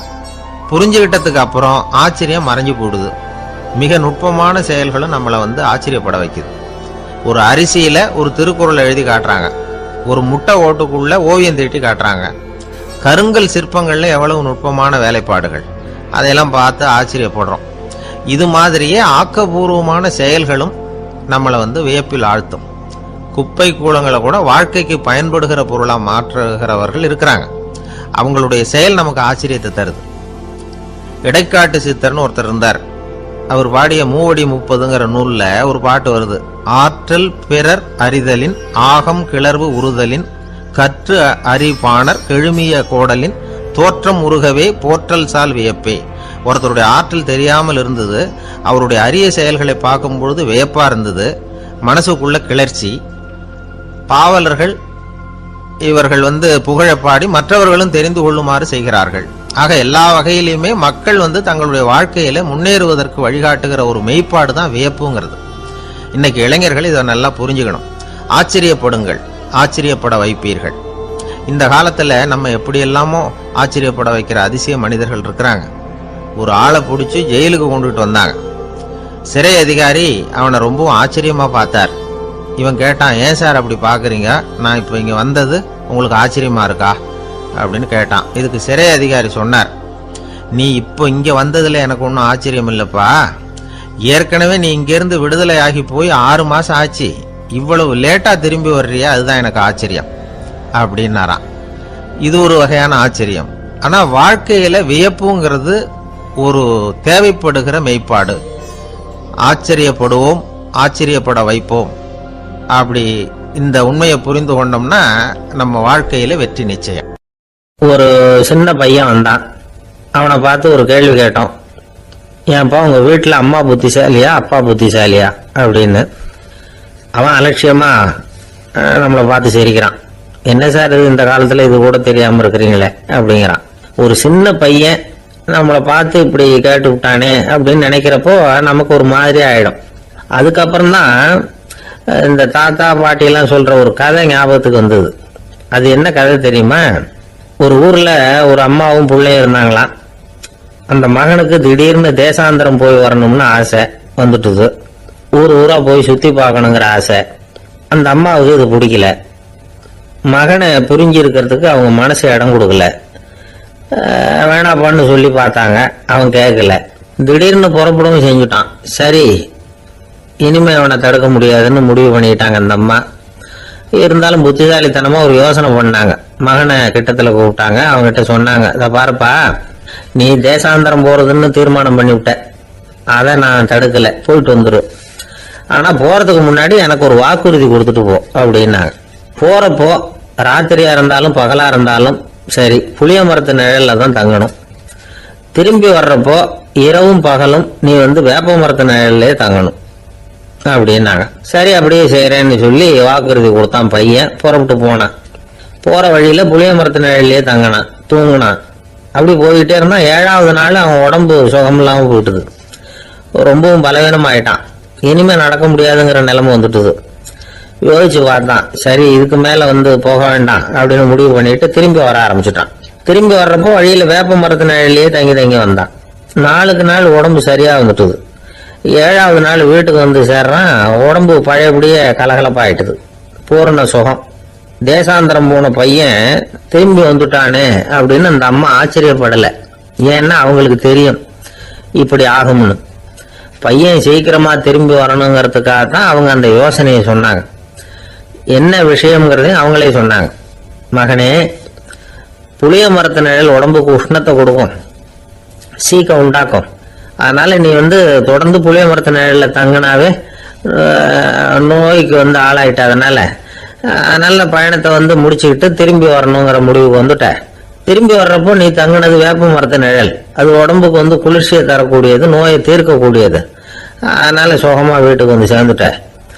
உன்னோட தேசாந்திர பயணத்தை தடுக்கிறதுக்காக தான் இப்படி பண்ணனேன் அப்படின்னாங்களாம் அந்த அம்மா. பாத்தீங்களா அம்மாவோட புத்திசாலித்தனத்தை?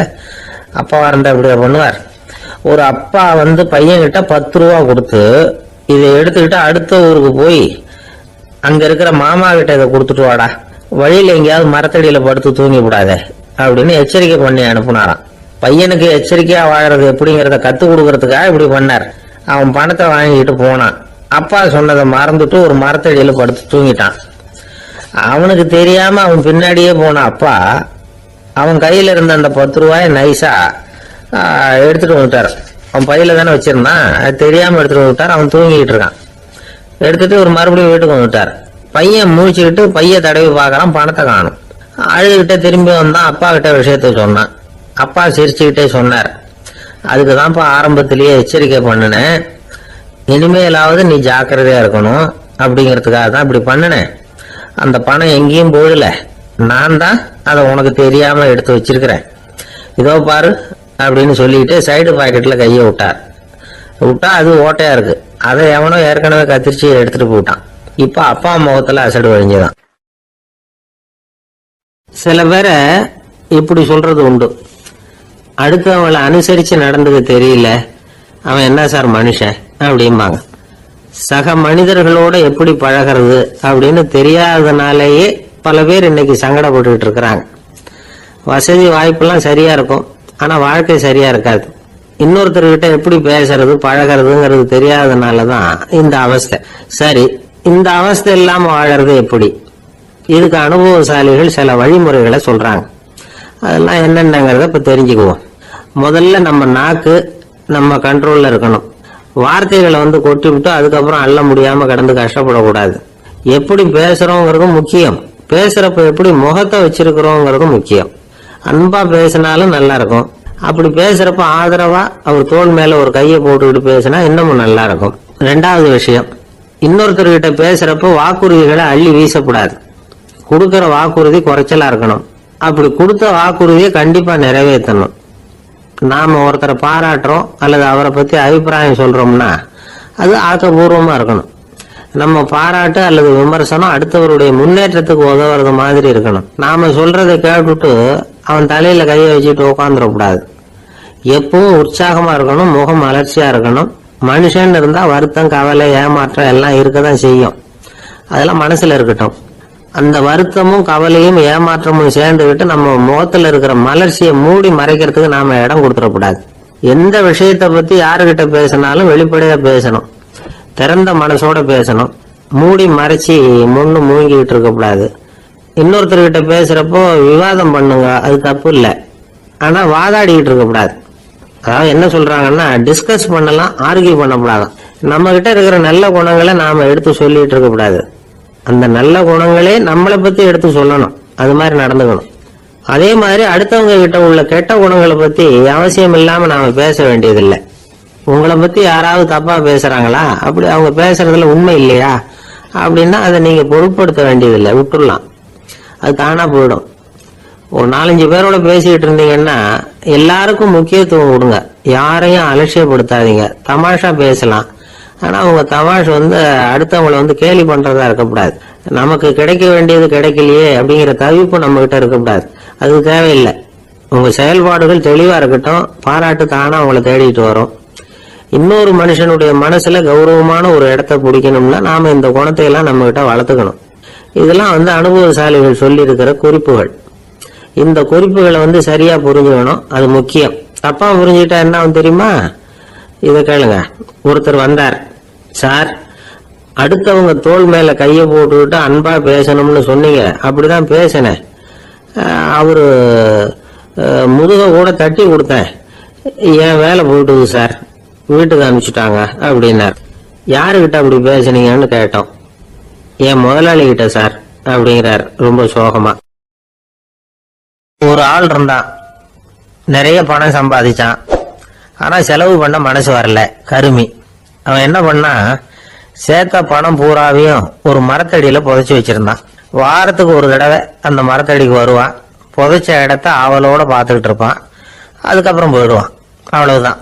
ஒரு நாள் ஒரு திருடன் வந்தான், இவன் புதைச்சி வச்சிருந்ததெல்லாம் எடுத்துட்டு போட்டான். இது தெரிஞ்சு போச்சு. அந்த கருமி புலம்ப ஆரம்பிச்சுட்டான். இவன் புலம்பல கேட்டதும் அக்கம் பக்கத்துல இருந்தவங்க எல்லாம் ஓடி வந்தாங்க. என்ன விஷயம்னு விசாரிச்சாங்க. இவன் சொன்னான். ஒரு பெரியவர் கேட்டார், ஏப்பா வாரம் இந்த இடத்த பாக்குறதாக சொன்னியே, எப்பவாவது இதுல இருக்கிற பணத்தை எடுத்து செலவு பண்ணிருக்கியா அப்படின்னு கேட்டார். நான் அப்பப்போ அதை பாக்குறது தான் வழக்கம், அதை தொட்டதே இல்லைன்னு அவன். சரி அப்படின்னா இப்பவும் நீ அதே மாதிரி வாரம் ஒரு தடவை இந்த இடத்த பார்த்துட்டு போகலாமே அப்படின்னாராம் அந்த பெரியவர். அதுவும் சரிதானே, எவ்வளவு காலமானாலும் அவன் அந்த பணத்தை எடுத்து செலவு பண்ண போறதில்ல. அப்படி இருக்கிறப்ப உள்ளே பணம் இருந்தாலும் ஒண்ணுதான், இல்லாம போனாலும் ஒண்ணுதான். இதுல இருந்து என்ன புரியுதுன்னா, ஒருத்தர்கிட்ட இருக்கிற பணத்தை கொண்டு அவர் பணக்காரரா ஏழையா அப்படின்னு முடிவு செய்யறது சரியில்லை. அந்த செல்வத்தை அனுபவிக்கிற திறன், பயன்படுத்துற திறன், அதை வச்சுதான் அவர் ஏழையா பணக்காரரா அப்படிங்கிறத நிர்ணயம் பண்ணணும். அதுதான் சரி. செலவு பண்ண தெரியாதவன் சேகரம் பண்ணிட்டே இருக்கிறதுனால என்ன பிரயோஜனம்? தலைமுடியே இல்லாதவன் தாராளமா சீப்புகளை வாங்கி சேகரம் பண்றது மாதிரி தானே இது. சில சமயம் செலவு பண்ண நாம தயாரா இருந்தா கூட அந்த செல்வம் நமக்கு பயன்படுறதில்ல. அரேபியாவில் ஒரு நகை வியாபாரி விலை உயர்ந்த முத்துக்களை எல்லாம் அவர் வச்சு வியாபாரம் பண்ணிட்டு இருந்தார். அவர் ஒரு சமயம் ஒரு பாலைவனம் வழியா போயிட்டு இருக்கிறார் ஒட்டகத்துல. அப்போ திடீர்னு கடுமையான புயல் வீச ஆரம்பிச்சுட்டுது. திசை தவறி இவர் எங்கேயோ வந்துட்டார். கூட வந்தவங்களையும் காணல, எங்க போனாங்களோ தெரியல. இவர் ரொம்ப பயந்து போய் அங்கேயும் எங்கேயுமா அலைஞ்சு திரியிறார். வழியே தெரியல. பசி கடுமையாயிட்டுது. ஒட்டகத்து முதுகுல ஒரு மூட்டை இருந்தது, அதை பிரிச்சு பார்த்தார். உள்ள ஏதாவது இருக்கான்னு தேடி பார்க்கிறார். அது வரைக்கும் கண்ணுல தட்டுப்படாத அபூர்வமான ஒரு பை கண்ணில் பட்டுது. ஆஹா, அதுல ஏதாவது சாப்பிட்றதுக்கு இருக்கும் அப்படின்னு நினைச்சு ஆவலா அதை பிரிச்சு பார்க்கிறார். அந்த பையில விலை உயர்ந்த முத்துக்கள் நிறைய இருந்துதான். அப்பதான் அவர் நினைச்சாராம், விலை உயர்ந்த முத்துக்கள் கூட சாப்பிட்றதுக்கு உணவாக முடியாது அப்படிங்கிறத புரிஞ்சுக்கிட்டாராம். எந்த நேரத்துல எது நமக்கு தேவையோ அது நமக்கு தாராளமா கிடைக்கணும். அப்படி அது கிடைக்கிறதுக்கு நம்ம கிட்ட இருக்கிற செல்வம் பயன்படணும். அது நமக்கும் பயன்படலாம், நம்ம மூலமா அடுத்தவங்களுக்கும் பயன்படலாம். அதுதான் செல்வத்தின் பயன். ஒரு மரத்தடியில ஒருத்தன் உட்காந்து அழுதுகிட்டு இருந்தான். அந்த பக்கமா வந்த இன்னொருத்தன் ஏப்பா அழுதுகிட்டு இருக்கிறேன்னு கேட்டான். இந்த இடத்துலதான் பூமிக்கு அடியில பணம் இருக்குது, புதைச்ச இடம் தெரியல, அதான் அழறேன் அப்படின்னா. நல்லா ஞாபகப்படுத்தி பாரு, எந்த இடத்துல புதைச்ச அப்படின்னு கேட்டான் இவன். அது எப்படி எனக்கு தெரியும், புதைச்சு வச்சிருக்கிறவன் நான் இல்லையே, எங்க எழுத்து வீட்டுக்காரன் அப்படின்னானா இவன். ஒரு பல்கலைக்கழகம், அங்க ஒரு இலக்கிய பேராசிரியர், அவர் பாடம் நடத்திட்டு இருந்தார். ராபர்ட் பிரௌனிங் எழுதிய கவிதைகளை பத்தி சொல்லிட்டு இருக்கிறார். மாணவர்களும் ரொம்ப அக்கறையா அதை கேட்டுக்கிட்டு இருக்கிறாங்க. ஒரு குறிப்பிட்ட கவிதையை பத்தி சொல்லும்போது அந்த பேராசிரியருக்கு ஒரு சந்தேகம். அதாவது அந்த கவிதையின் சரியான அர்த்தம் என்னங்கிறதுல சந்தேகம். பேராசிரியர் யோசனை பண்ணார். அந்த கவிதையை முழுசா புரிஞ்சுக்க முடியல. அதனால மாணவர்களை பார்த்து சொன்னார், மாணவர்களே, ஒரு நாள் பொறுத்துங்க, இந்த கவிதையை எழுதின கவிஞர் எங்க வீட்டுக்கு பக்கத்துல தான் இருக்கிறாரு. இன்னைக்கு சாயந்தரம் நான் அவரை நேரிலேயே போய் பாக்குறேன், பார்த்து இதுக்கு என்னங்க அர்த்தம்னு கேட்டுட்டு வந்துடுறேன், அதுக்கப்புறம் உங்ககிட்ட சொல்றேன் அப்படின்னாரா. அன்னைக்கு சாயந்தரமே அந்த பேராசிரியர் கவிஞரை தேடிட்டு போயிட்டார். கவிஞர் அவங்க வீட்டுல அவர் பாட்டு உட்காந்துருந்தாராம். இவரு போய் அவர் முன்னாடி உட்கார்ந்தார். அப்புறம் கேட்டார், ஐயா, அந்த கவிதையின் முழு பொருள் என்னன்னு தெரிஞ்சுட்டு போறதுக்காக வந்திருக்கிறேன் அப்படின்னாராம். எந்த கவிதை அப்படின்னாராம் அவரு. இவர் அந்த கவிதையை சொல்லியிருக்கார். கவிஞர் கொஞ்சம் யோசனை பண்ணிவிட்டு அப்புறம் சொன்னாராம், பேராசிரியரே, நீங்க கொஞ்சம் தாமதமா வந்துட்டீங்கன்னாராம். இவருக்கு ஒன்னும் புரியல. நீங்க என்ன சொல்றீங்க, நான் தாமதமா வந்துட்டேன்னா? நீங்க தான் உயிரோட இருக்கிறீங்களே, அப்படி இருக்கும்போது நான் தாமதமா வந்துட்டேன்னா அது எப்படி அப்படின்னு இவர் குழம்பி இருக்கிறார். இப்ப கவிஞர் சொன்னாராம், ஐயா, நான் உயிரோட இருக்கிறேன்னா இல்லையாங்கிறது முக்கியம் இல்லை. நான் அந்த கவிதை வரிகளை எழுதினப்போ 2 பேருக்கு அதோட அர்த்தம் தெரிஞ்சிருந்தது. இப்போ ஒரே ஒருத்தருக்கு தான் அதோட அர்த்தம் தெரியும் அப்படின்னாராம். பேராசிரியர் யோசனை பண்ணிருக்கார். அப்படின்னா அந்த ஒருத்தர் கவிஞர் ராபர்ட் பிரௌனிங்கை தவிர வேற யாரா இருக்க முடியும்? இவர் தான் அப்படிங்கறத அவர் மனசுல நினைச்சுக்கிட்டார். அதனால சொன்னார், ஐயா, நான் தாமதமா வரல, அந்த கவிதையின் பொருள் என்ன அது சொல்லுங்கன்னார். பேராசிரியரே, நான் சொல்றது உங்களுக்கு புரியலன்னு நினைக்கிறேன். நான் இந்த வரிகளை எழுதினப்போ 2 பேருக்கு அதோட அர்த்தம் தெரிஞ்சிருந்தது. அந்த 2 பேர் யாருன்னா, ஒருத்தர் ராபர்ட் பிரௌனிங், அதாவது நான், இன்னொருத்தர் கடவுள். இப்போ அது கடவுளுக்கு மட்டும்தான் தெரியும். நானே இதை பத்தி பல தடவை யோசனை பண்ணி பார்த்தேன்.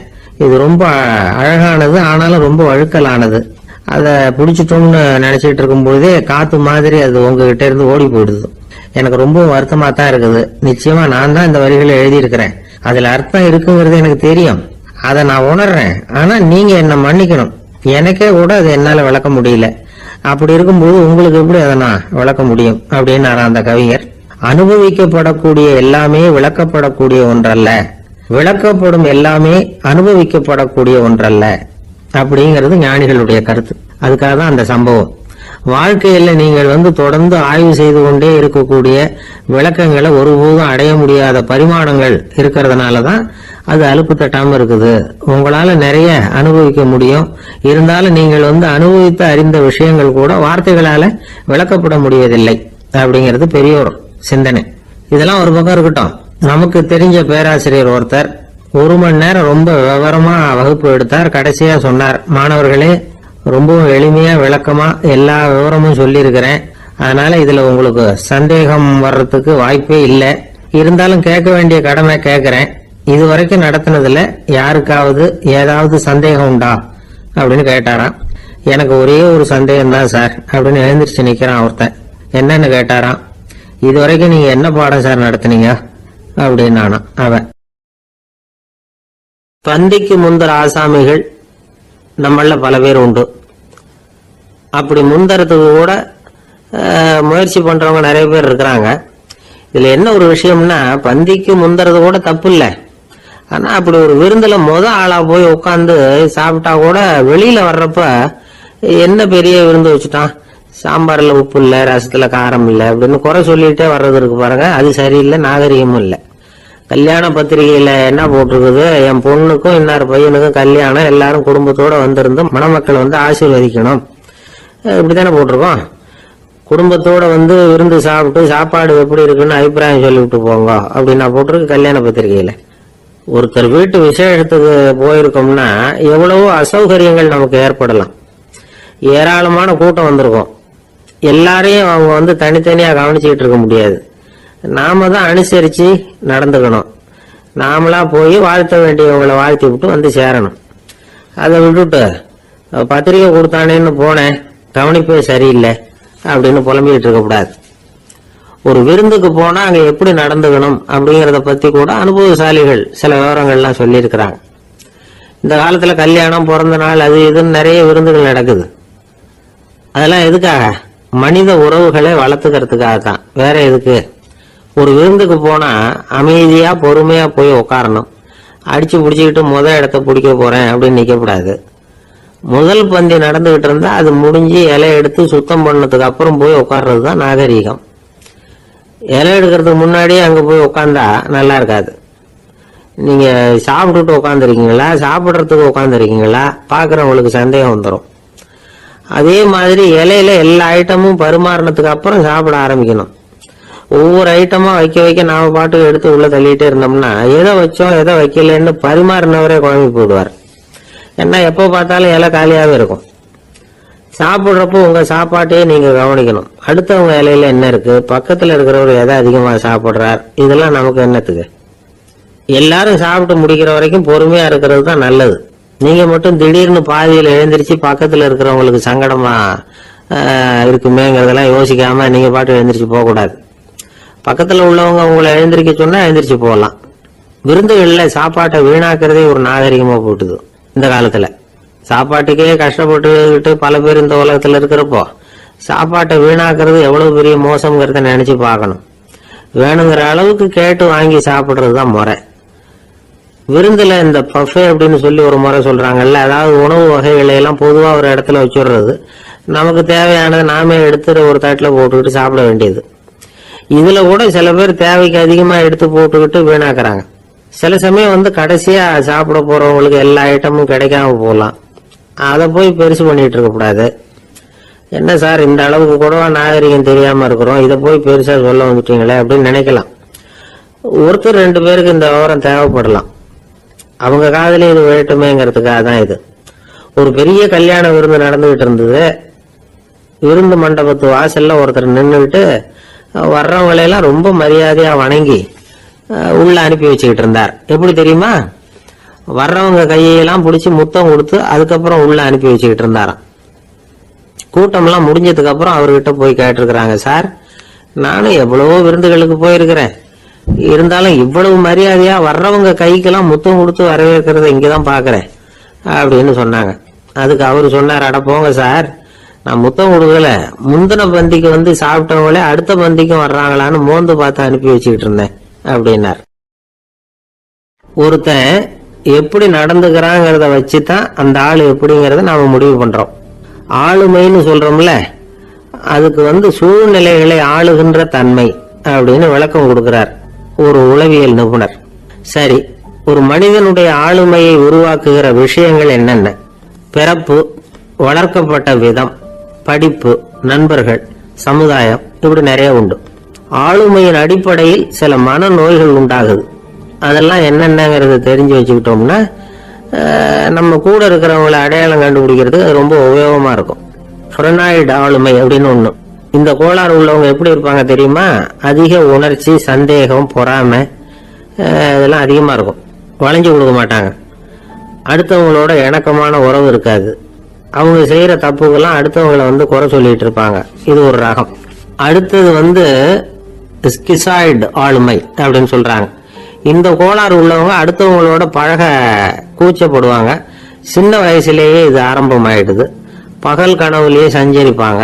அவங்களுடைய விரோதம், கோபம் இதை கூட வெளியில காட்டிக்க முடியாம இருப்பாங்க. இவங்களுக்கு அகமுகம், பிரச்சனைகள்ல இருந்து ஒதுங்கி எதுலயும் ஈடுபாடு இல்லாதவங்களா இருப்பாங்க. இப்படி ஒரு ரகம்.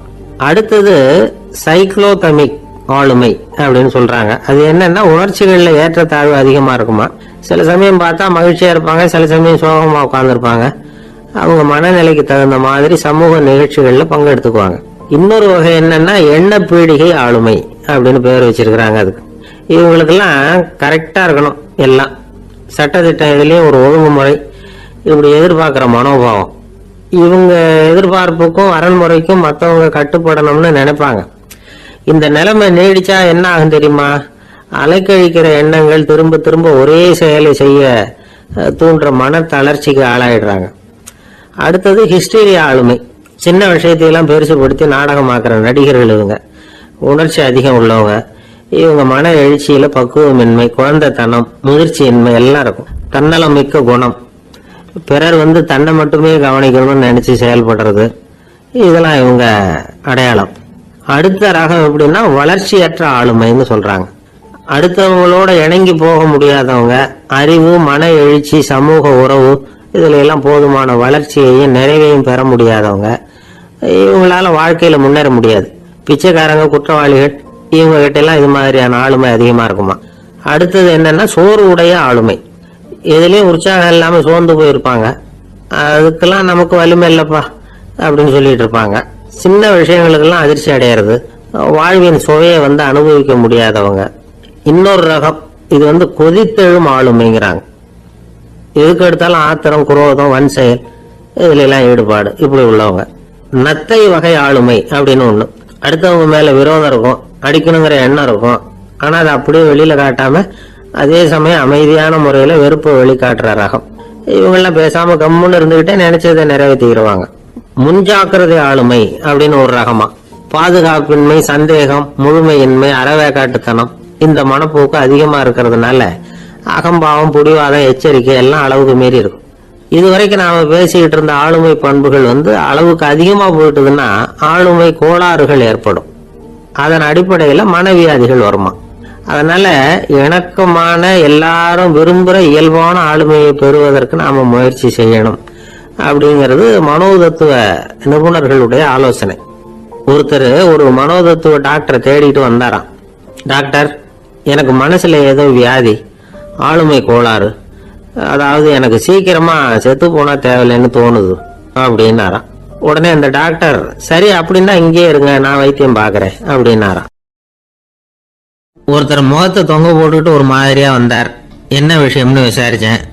என்னுடைய நண்பன் ஒருத்தங்கிட்ட கருத்து வேறுபாடு, இனிமே நமக்குள்ள எந்த சம்பந்தமும் வேணாம்னு நட்பை முறிச்சிட்டு வந்துட்டேன்னா.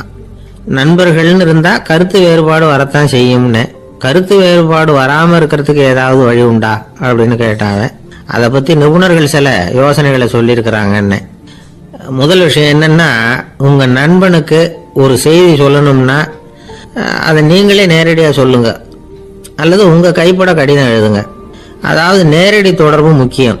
அதை விட்டுட்டு இன்னொருத்தர் மூலமா நண்பர்களுக்கு செய்தி அனுப்புனா நீங்க சொல்ற செய்தி அப்படியே போய் சேராது, அது சேதமாயிடும். கூட்டி குறைச்சி சொல்லிவிடுவாங்க, அது குழப்பத்தில் கொண்டாந்து விட்டுரும். இது ஒரு யோசனை. ரெண்டாவது யோசனை என்னன்னா, நீங்க ஒரு நல்ல காரியத்தை செய்யும் பொழுது உங்க நண்பரையும் சேர்த்துக்குங்க, அவருக்கும் அதுல ஒரு ஈடுபாட்டை உருவாக்குங்க. மூணாவது யோசனை, நம்ம பக்கத்தில் இருக்கிற நண்பர் மகிழ்ச்சி அடைகிற மாதிரி ஏதாவது செய்யணும். சின்ன சின்ன செயல்களாக இருந்தாலும் பரவாயில்ல, அவர் நமக்கு எதுவும் செய்யலையே, நாம் எதுக்கு செய்யணும் அப்படின்னு நினச்சிக்கிட்டு இருக்கக்கூடாது. நாலாவது யோசனை என்னன்னா, உங்களுக்கு ஒரு பிரச்சனையா அல்லது உங்கள் நண்பருக்கு ஒரு பிரச்சனையா, எதுவாக இருந்தாலும் 2 பேரும் சேர்ந்து உட்காந்து ஆலோசனை பண்ணுங்க. நம்ம யோசனையும் கேட்கப்படுதே அப்படிங்கிற நினைப்பே அவருக்கு ஒரு மன நிறைவை உண்டாக்குமா. 5வது யோசனை, உங்க நண்பர் ஏதோ ஒரு காரியத்தை செய்கிறார், நீங்க உடனே அவசரப்பட்டு நீ செய்யறது தப்புன்னு தீர்ப்பு சொல்லக்கூடாது. அவர் அதை செய்யறதுக்கான நியாயங்கள் எவ்வளவோ இருக்கும், அதை புரிஞ்சுக்கிறதுக்கு முயற்சி பண்ணணும். 6வது யோசனை, உங்க நண்பர் என்ன சொன்னாலும் அதை பொறுமையா கேளுங்க. அவர் சொல்றத புரிஞ்சுக்கணும், அவர் சொல்ல விரும்புறத புரிஞ்சுக்கணும், அவர் சொல்ல முடியாம தவிக்கிறதையும் புரிஞ்சுக்கணும். இப்படி 3 விதமாகவும் அவரை புரிஞ்சுக்கிட்டு அதுக்கு தகுந்த மாதிரி செயல்படணும். 7வது யோசனை என்னன்னா, உங்க நண்பர் உங்ககிட்ட ஏதோ ஒரு கருத்தை சொல்றார், அது உங்களுக்கு பிடிக்கல, அதுக்காக உடனே நீ சொல்றது சரியில்லை, நான் ஒத்துக்க மாட்டேன் அப்படின்னு எல்லாம் மறுத்துக்கிட்டு இருக்கக்கூடாது. அவர் சொல்றதை கேட்கணும், பொறுமையா சிந்திக்கணும், அதுக்கப்புறம் பதில் சொல்லணும். இப்படிலாம் நடந்துகிட்டா நண்பர்களுக்குள்ள கருத்து வேறுபாடு வர்றதுக்கு வாய்ப்பே இருக்காது அப்படின்னு வல்லுநர்கள் தொகுத்து சொல்லியிருக்கிறாங்க இந்த யோசனைகளை. எனக்கு தெரிஞ்ச சில நண்பர்கள் உண்டு, அவங்களுக்குள்ளேயும் கருத்து வேறுபாடுகள் வராமல் இருக்கிறதுக்கு சில நுட்பங்களை கையாளுறது உண்டு. ஒருத்தர் சொன்னார், அந்த டாக்டர் சின்ன வயசுலேருந்து என் கூட பழகினவர், நாங்கள் 2 பேரும் இணை பிரியாத நண்பர்கள். இருந்தாலும் எனக்கு உடம்பு சரியில்லைன்னு நான் அவர்கிட்ட வைத்தியம் பார்த்துக்க மாட்டேன் அப்படின்னார் ஒருத்தர். ஏன் அப்படின்னு கேட்டேன். எங்கள் நட்பு கெட்டுப்படக்கூடாது இல்லையா, அதனால தான் அப்படின்னாரு இவர். ஒரு சிகை அலங்கார கூடம். ரொம்ப சுறுசுறுப்பாக எல்லாரும் வேலை செஞ்சுட்டு இருக்கிறாங்க. முடி வெட்டிக்க வந்திருக்கிறவங்க நிறைய பேர், எல்லாரும் வரிசையாக உட்காந்துருக்குறாங்க. அந்த சமயத்தில் திடீர்னு கதவை திறந்துக்கிட்டு ஒருத்தர் உள்ள வர்றார். அவர் ஒரு பெரிய மனிதர். அவரும் முடி வெட்டிக்கிறதுக்காக தான் உள்ள வந்திருக்கிறார். அவரை பார்த்த உடனே அங்கே வரிசையில் உட்காந்துருந்தவங்க எல்லாரும் எழுந்திரிச்சு அவர்கிட்ட வந்துட்டாங்க. அவரை சுற்றி நின்றுட்டாங்க. எப்படி இருக்கிறீங்க, நல்லா இருக்கீங்களா அப்படின்னு விசாரிக்க ஆரம்பிச்சுட்டாங்க. எல்லாம் முடிஞ்சதும் வந்தவர் கேட்டார், வரிசையில் கடைசியாக இருக்கிறவர் யார் அப்படின்னு கேட்டார். ஏன்னு கேட்டாங்க. நான் அதுக்கு அடுத்தபடியாக உட்காரணும், அதுக்காக தான் கேட்குறேன் அப்படின்னார். உடனே அங்கே இருந்தவங்க எல்லாம் என்ன சொன்னாங்க தெரியுமா? நீங்கள் வரிசையில் காத்திருக்க கூடாது, நீங்கள் அரசாங்கத்தின் தலைவர், உங்களுக்கு நேரம் முக்கியம், அதனால நீங்கள் முன்னாடி போங்க அப்படின்னு சொன்னாங்க. ஆனால் அதை அவர் கேட்கல. தோழர்களே, உங்களுடைய கருத்துக்கு ரொம்ப நன்றி. எல்லாரும் வரிசையாக தான் வரணும், அதுதான் முறை. வரிசையில் வரணுங்கிற நடைமுறையை நானும் பின்பற்ற விரும்புகிறேன். நாம எல்லாரும் சமமானவர்கள் அப்படின்னார். இப்படி சொல்லிவிட்டு வரிசையில் கடைசியாக இருந்த ஒரு நாற்காலியில் போய் உட்காந்துக்கிட்டார். தன் சட்டை பையில் இருந்த ஒரு செய்தித்தாளை எடுத்தார், படிக்க ஆரம்பிச்சிட்டார். ஆனா அங்க இருந்தவங்களால இதை பார்த்துக்கிட்டு சும்மா இருக்க முடியல. ஒருத்தர் எழுந்திரிச்சு வந்தார். ஐயா, இப்ப என்னுடைய முறை வந்திருக்குது, நான் தான் போக வேண்டிய முறை. உங்களை இங்க காத்திருக்க வைக்கிறத விட ஒரு 5 ஆண்டுகளுக்கு கூட நான் முடிவெட்டிக்காமே இருந்துட முடியும் அப்படின்னார்.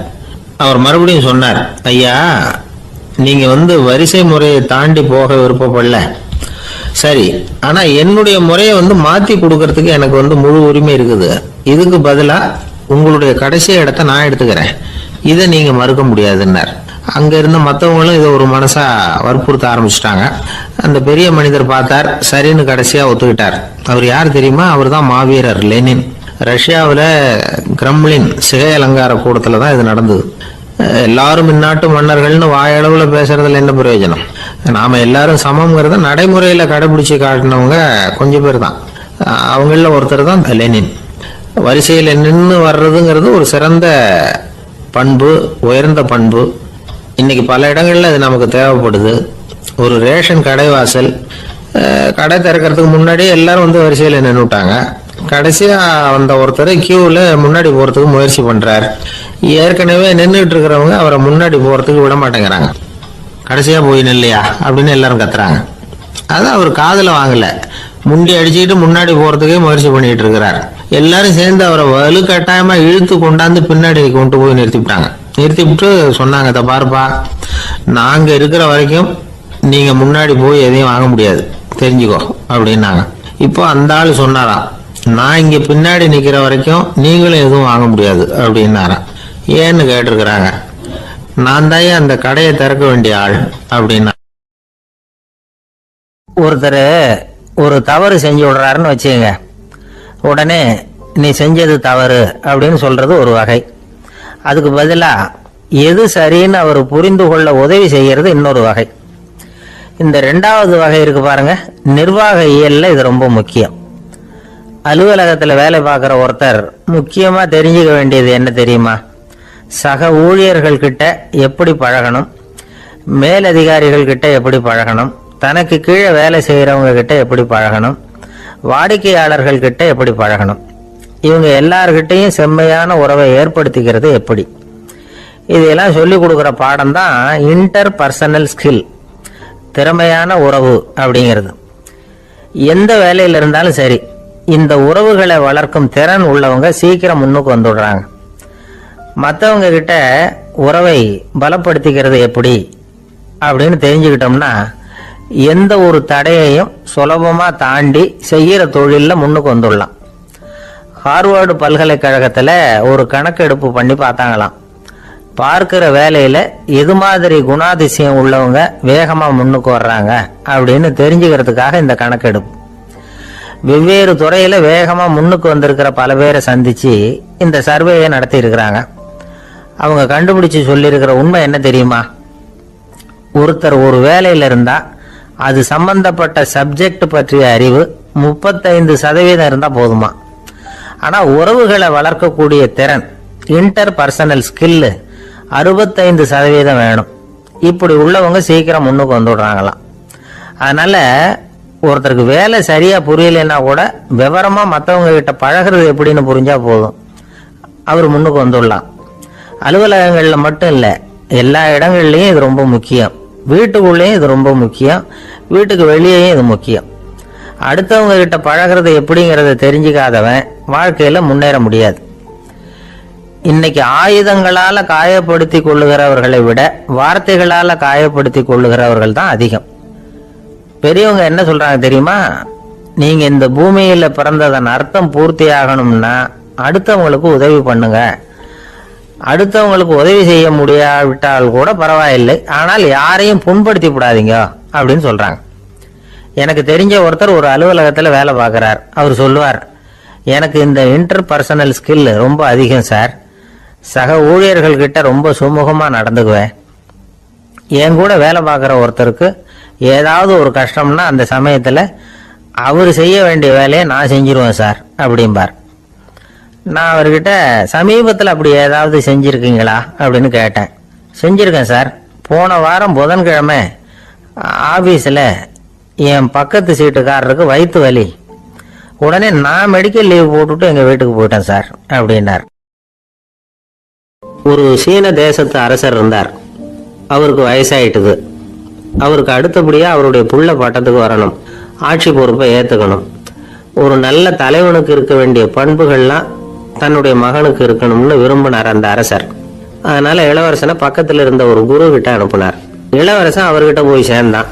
அந்த குரு என்ன பண்ணார் தெரியுமா? இவனை பார்த்து சொன்னார், இதை பாருப்பா, நீ என்ன பண்ற, இப்பவே பக்கத்தில் இருக்கிற காட்டுக்கு போ, நடு காட்டில் போய் ஒரு இடத்துல உட்காந்துக்கோ. அங்கே என்னென்ன சத்தம்லாம் உன் காதில் விழுதுன்னு கவனிச்சு கேளு. உன் காதில் விழுந்த ஓசைகள் என்னென்னங்கிறத என்கிட்ட வந்து சொல்லு, அதுதான் எனக்கு தெரியணும், உனக்கு வேலையும் அதுதான் அப்படின்னு சொல்லி அனுப்பி வச்சுட்டார். இளவரசன் காட்டுக்கு போனான். குரு சொன்னபடியே ஒரு இடத்துல உட்காந்து கவனிச்சு கேட்டான். அதுக்கப்புறம் குரு கிட்ட திரும்பி வந்தான். என்னென்ன சத்தம்லாம் கேட்ட அப்படின்னு கேட்டார் குரு. குருவே, காட்டுல நான் பறவைகள் சத்தம்லாம் கேட்டேன், மிருகங்களின் ஓசையையும் கேட்டேன், இதை தவிர இடி மின்னல் மழை இதுகளோட சத்தத்தையும் கேட்டேன் அப்படின்னா. குரு யோசனை பண்ணார், நீ இன்னமும் சரியா கேட்கல, அதனால மறுபடியும் காட்டுக்கு போ, கொஞ்ச நாள் தங்கி இருந்து கேட்டுட்டு வா அப்படின்னார். இளவரசனுக்கு ஒன்றும் புரியல. இருந்தாலும் குருவின் கட்டளை ஆச்சே, மறுக்க முடியுமா? உடனே அவன் மறுபடியும் காட்டுக்கு போனான். ஒரு இடத்துல உட்காந்தான். கொஞ்ச நேரம் உன்னிப்பா கவனிச்சு கேட்டான். சில நாள் கழிச்சு குரு கிட்ட திரும்பி வந்தான். குருவே, இந்த தடவை சில துல்லியமான சத்தங்களை எல்லாம் கேட்டான். தேனி பறக்கிற சத்தம், நீரோடையின் மெல்லிய ஓசை, இதெல்லாம் கேட்டேன்னா. குரு சிரிச்சார். நீ மறுபடியும் காட்டுக்கு போ, இன்னும் சில நாள் அங்கே இரு, முழுமையா கவனமா கேட்டுட்டு வா அப்படின்னு சொல்லி அனுப்பி வச்சுட்டார். இளவரசனுக்கு குழப்பம் அதிகமாயிட்டுது. ஒண்ணுமே புரியல. மறுபடியும் காட்டுக்கு போனான். மௌனமா ஒரு இடத்துல உட்காந்துட்டான். அப்படியே தியானத்துல ஆழ்ந்துட்டான். சில நாள்ல அவனுக்கு இதுவரை கேட்காத ஓசைகள்லாம் கேட்க ஆரம்பிச்சுட்டுது. இதைத்தான் நான் கேட்கணும்னு என்னுடைய குரு எதிர்பார்த்திருக்கிறாருங்கிறத புரிஞ்சுக்கிட்டான். உடனே குரு கிட்ட ஓடனான். குருவே, இந்த தடவை காதுகளுக்கு கேட்க முடியாத சில ஓசைகளை கூட என்னால உணர முடிஞ்சுது. பூ மலருகிற ஓசை, சூரியனால பூமி சூடாகிறப்போ எழுகிற ஓசை, காலை பனித்துளி இந்த புல்லுலாம் குடிக்கிற ஓசை, இது எல்லாம் என்னால நல்லா கேட்க முடிஞ்சுது அப்படின்னா. குருவுக்கு இப்பதான் திருப்தி ஏற்பட்டுதான். இளவரசனை பார்த்து சொன்னார், இதை பாருப்பா, இப்பதான் நாட்டை ஆளுகிற தகுதி உனக்கு வந்திருக்குது அப்படின்னு சொல்லி அதுக்கு விளக்கமும் கொடுத்தாராம். எந்த அரசன் தன்னுடைய மக்களின் இதயம் பேசுகிற மௌன மொழிய மௌன வார்த்தைகளை கேட்கிறானோ அவன் தான் ஆள தகுதி உள்ளவன். எந்த அரசன் தன்னுடைய மக்களின் உணர்ச்சிகளை உண்மையா உணர்றானோ அவன் தான் முதன்மையான அரசன். போலி வார்த்தைகளை மட்டும் கேட்டுட்டு பல மௌன ராகங்களை காதுல வாங்கிக்காதவன் அரசனே இல்லை. எந்த நாட்டுல எப்போ ஒரு அரசன் தன்னுடைய மக்களின் உணர்ச்சிகளை கேட்க மறுக்கிறானோ அன்னையிலிருந்து அந்த நாடு அழிய தொடங்குது அப்படின்னு அர்த்தம். இதுதான் அந்த குரு இளவரசனுக்கு போதிச்சது. வாயால பேசுறத மட்டும் கேட்டு ஏமாறக்கூடாது, உணர்ச்சிகளையும் கேட்கறதுல தான் மனப்பக்குவம் உண்டாகும். மக்கள் உணர்ச்சிகளை புரிந்து கொள்ளாத அரசர்கள் நீடிச்சிருக்க முடியாது. அது மாதிரி நாடுகள்ல அடிக்கடி குழப்பம் தான் உண்டாகும். அப்படி இருந்தா அடிக்கடி ஆட்சி மாறிக்கிட்டு இருக்கும். அப்படிப்பட்ட ஒரு தேசம், அங்க ஒரு சிறைச்சாலையில 3 கைதிகள் பேசிக்கிட்டு இருந்தாங்க. ஒருத்தன் சொன்னான், நான் இந்த நாட்டு ராஜாவை எதிர்த்து பேசிக்கிட்டு இருந்தேன், அதனால என்னை பிடிச்சி கொண்டாந்து இங்க போட்டுட்டாங்க அப்படின்னா ஒருத்தன். இன்னொருத்தன் சொன்னான், நான் இந்த நாட்டு ராஜாவை ஆதரிச்சு பேசிக்கிட்டு இருந்தேன், அதனால என்ன பிடிச்சி கொண்டாந்து இங்க தள்ளி விட்டாங்க அப்படின்னா. அது சரி, நீ என்ன தப்பு பண்ண அப்படின்னு சொல்லி மூணாவது ஆளை பார்த்து இவங்க கேட்டாங்க. அதுக்கு அந்த ஆளு சொல்றான், நான் தான் இந்த நாட்டு ராஜா அப்படின்னாலாம். ஒரு நண்பர், அவர்கிட்ட பேசிக்கிட்டு இருந்தேன். மனித உறவுகள் பற்றி அவர் சொல்லிக்கிட்டு இருந்தார். அமெரிக்காவில் தந்தை மகன் உறவு எப்படி இருக்கு அப்படிங்கிறத விளக்கறதுக்கு அவர் ஒரு கதையை சொன்னார். ஒரு அப்பா பகல் பூராவும் அலுவலகத்தில் வேலை, ஓடி ஆடி உழைச்சிக்கிட்டு களைச்சி போய் ராத்திரி 10 மணிக்கு மேலே வீடு திரும்பினான். வீட்டு வாசல்ல அவரோட மகன் காத்துக்கிட்டு இருக்கிறான், இன்னமும் தூங்கலை. அப்பா வாசல்லையே தடுத்து நிறுத்தி, அப்பா உனக்கு சம்பளம் எவ்வளவு அப்படின்னு கேட்குறான். ஏற்கனவே ஆபீஸ் பிரச்சனைகளால் அழுத்து போய் திரும்புகிற அப்பாவுக்கு கோவம் வந்துடுச்சு. என்னடா இப்படிலாம் கேளுன்னு உங்கள் அம்மா உனக்கு சொல்லி கொடுத்தாளா அப்படின்னு சொல்லிட்டு உள்ளே போய் சட்டையை கட்டி மாட்டி விட்டு குளிச்சு விட்டு மறுபடியும் வெளியில் வந்து உடையை மாற்றுகிற சமயம் அப்போ மறுபடியும் மகன் உள்ளே வந்து நிற்கிறான் அவர் முன்னாடியே. அப்பா உனக்கு எவ்வளவு சம்பளங்கிறான் மறுபடியும். அப்பாவுக்கு எரிச்சல் அதிகமாயிட்டுது.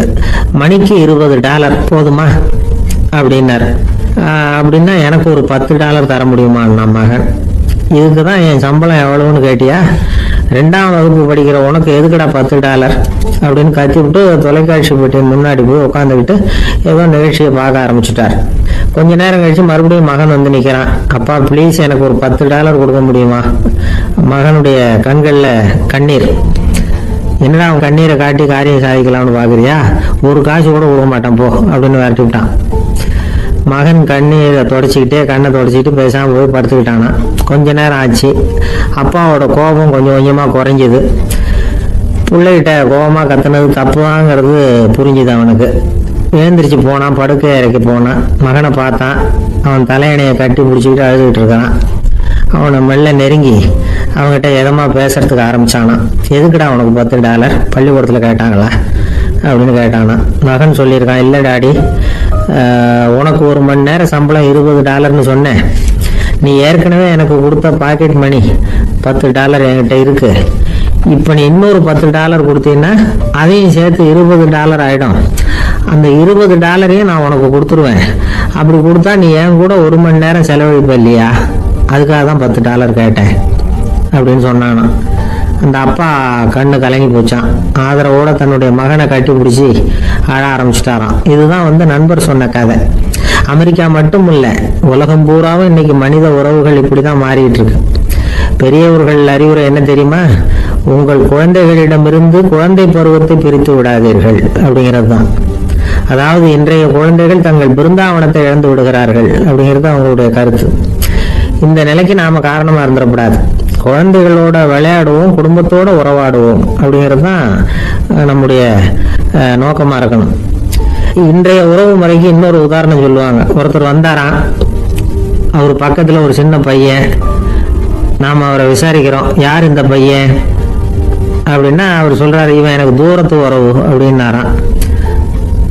இந்த தூரத்து உறவுன்னா எப்படின்னு இருக்கான். இதுக்கு அவன் சொல்லியிருக்கிறான், இவன் எங்க அப்பாவுக்கு 8வது புள்ள அப்படின்னானான். கணவன் மனைவி அன்பா இருக்கணும், ஒருத்தர் நல்லா புரிஞ்சுக்கணும், விட்டு கொடுக்குற மனப்பான்மை வேணும். அதுதான் ஒரு நல்ல குடும்பம்.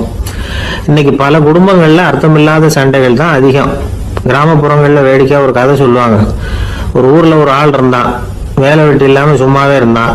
அவனுக்கு கல்யாணம் பண்ணி வச்சாங்களாம். மனைவி வந்து சேர்ந்தா, சும்மாவே உட்காந்துருக்கிறியே, ஏதாவது சம்பாதிக்கிற வழியை பாரு அப்படின்ட்டு இருக்கா. அதுக்கு தான் யோசனை பண்ணிட்டு இருக்கிறேன், ஒரு அருமையான ஐடியா அப்படின்னு நானா. என்ன அது சொல்லு அப்படின்னு இருக்கா. ஆகும், ஒரு ஆட்டுக்குட்டி வாங்க போறேன்னு இருக்கான்.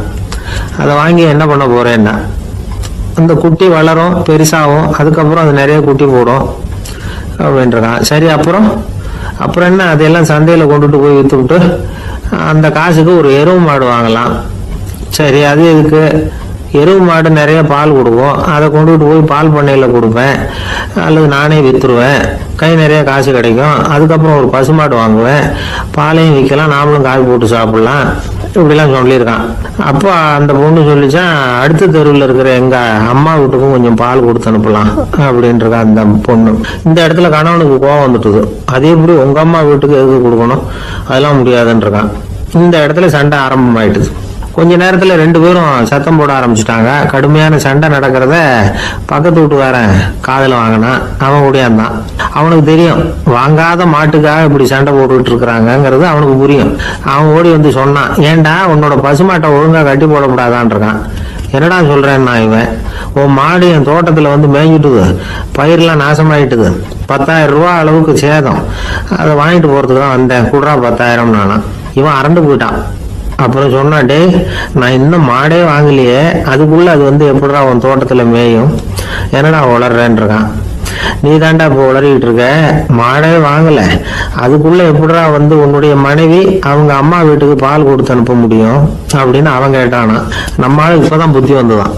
அர்த்தமே இல்லாத சண்டை போட்டுக்கிட்டு இருக்கிறோம் அப்படிங்கறத அவன் புரிஞ்சுக்கிட்டானான்.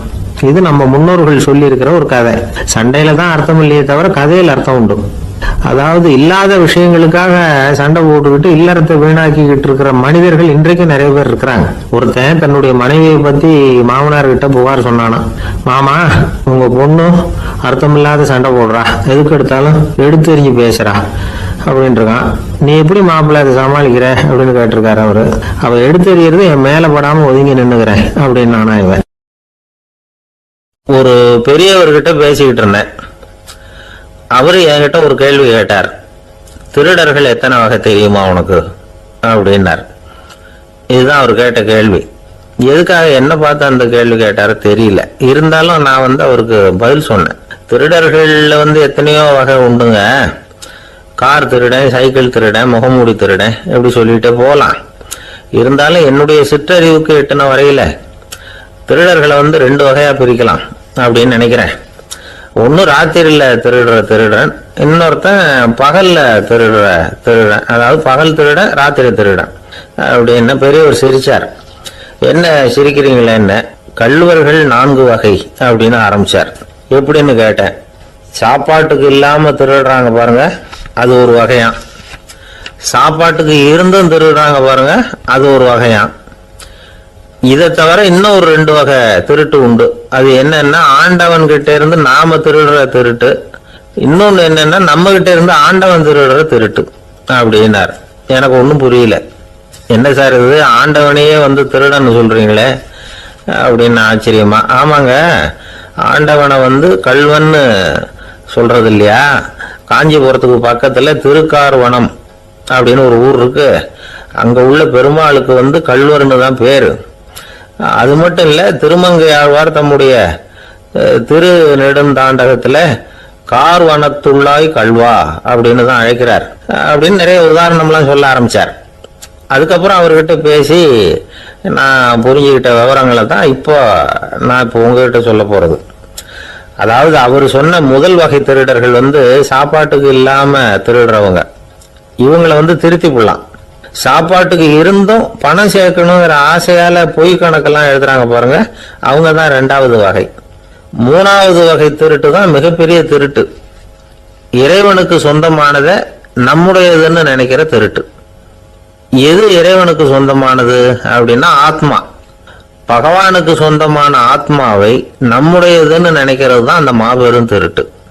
இதுக்கு பேர் தான் ஆத்மாபகாரமா. சரி, இதுக்கு பரிகாரம் என்ன? எல்லாம் இறைவனுடையது, நமக்கு ஒண்ணும் இல்லை அப்படின்னு நினைக்கிறது தான் இதுக்கு பரிகாரம். இதெல்லாம் இருக்கட்டும்.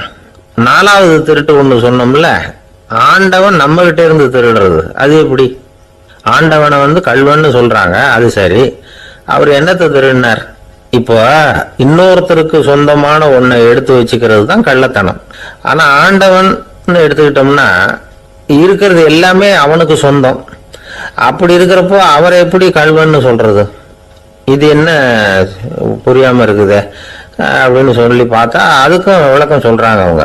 அதாவது ஆண்டவனுக்கு வந்து உருவமே கிடையாது, அருவமா இருக்கிறவன், அதாவது உருவம் இல்லாம இருக்கிறவன். அப்படி உள்ள பகவான் வந்து நம்மள மாதிரி உருவத்துல இருக்கிறான்.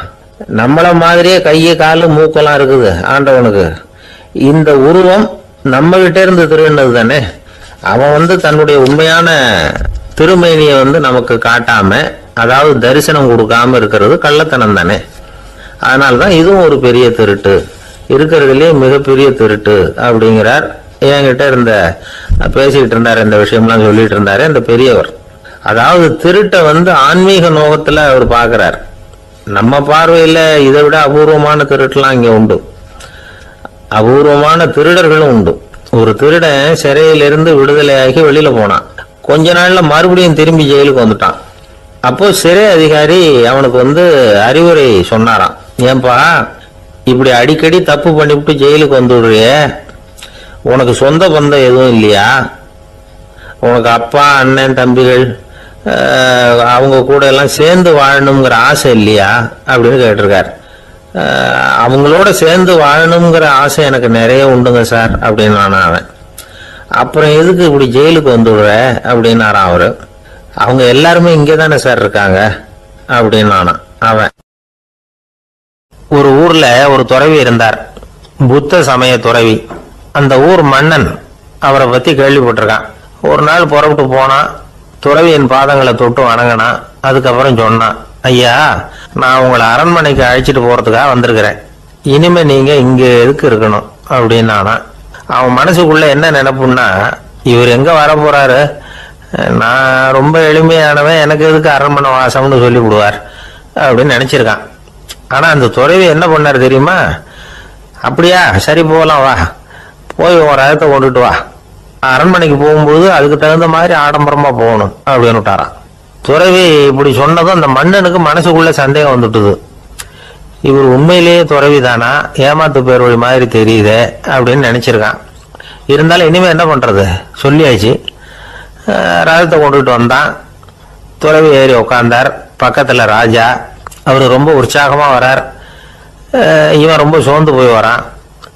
துறவி மரத்தடியிலேயே வாழ்ந்து பழக்கப்பட்டவர், அரண்மனையில எளிமையா ஒரு இடத்துல உட்காந்துக்குவார் அப்படின்னு நினைச்சான். ஆனா அப்படி இல்லை. அரண்மனைக்கு வந்த உடனே அந்த துறவி அதை கொண்டுட்டு வா இதை கொண்டுட்டு வான்னு சொல்லி உத்தரவு போட ஆரம்பிச்சுட்டார். அரண்மனையில இருந்தா அரசன மாதிரி இருக்கணும் அப்படிங்கிறார். ராத்திரி பூரா சௌரியமா தூங்கினார். பகல்ல அரண்மனை தோட்டத்துல உலாவ வேண்டியது, நீச்சல் குளத்துல குளிக்க வேண்டியது, இப்படியே பொழுது போக்கிட்டு இருக்கிறார். அந்த அரண்மனையில துறவி மகிழ்ச்சியா இருக்கிறார். மன்னனால அப்படி இருக்க முடியல. அவருக்கு எந்த கவலையும் இல்லை, இவனுக்கு அரசாங்க கவலைகள். துறவி அப்படி இருக்கிறத இவனால தாங்கிக்க முடியல. ஒரு நாள் அவர்கிட்டயே போய், நான் உங்ககிட்ட கொஞ்சம் பேசணும்னு நானும். துறவி பார்த்தார். நான் இந்த அரண்மனைக்கு வரும்பொழுதே இனி என்னமோ என்கிட்ட கேட்கணும்னு நினைச்ச, ஏன் கால தாமதம், நீ அனாவசியமா உன்னையே தொந்தரவு பண்ணிட்டு இருக்கிற, நீ கவலையா இருக்கேங்கிறது எனக்கு புரியுது. நான் மரத்தடியில இருந்தப்ப கூட என்னை அடிக்கடி சந்திச்சுக்கிட்டு இருப்ப, ஏதாவது விளக்கம் கேட்கறது உண்டு. இங்க வந்த பிறகு என்னை சந்திக்கிறது கூட அபூர்வமா போயிட்டுது. நீ இப்போ என்ன கேட்க போறேங்கிறது எனக்கு தெரியும், இருந்தாலும் கேள் அப்படின்னாராம். வேற ஒண்ணும் இல்லைங்க, இப்போ உங்களுக்கும் எனக்கு என்ன வித்தியாசம், 2 பேரும் அரண்மனையில தான் இருக்கிறோம். நீங்க மகிழ்ச்சியா இருக்கிறீங்க, நான் அப்படி இருக்க முடியல. இவ்வளவுக்கும் நீங்க முன்னாடி இருந்தது மாதிரி இல்லை.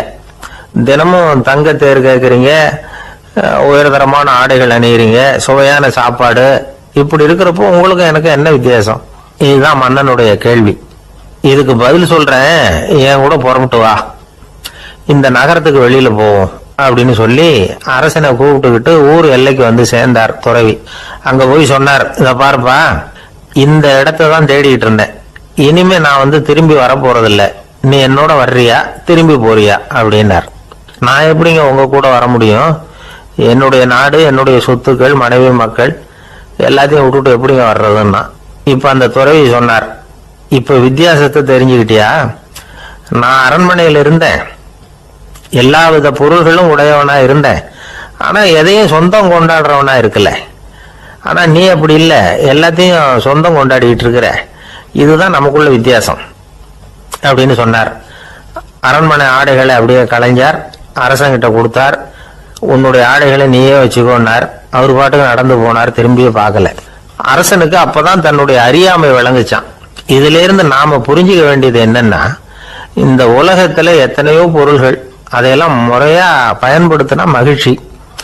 அதை விட்டுட்டு அதுக்கெல்லாம் சொந்தம் கொண்டாட ஆரம்பிச்சா கவலை. நம்ம ஆட்கள் சொந்தம் கொண்டாடுற விதமே தனி. ஒரு ஆளு இன்னொருத்தங்கிட்ட ஒரு கொடை கடன் வாங்கியிருந்தான், திருப்பி கொடுக்கல. கொடையை கொடுத்தவன் கேட்டான், என்கிட்ட கடன் வாங்கினிய கொடை, அதை கொஞ்சம் திருப்பி தர்றியான்னா.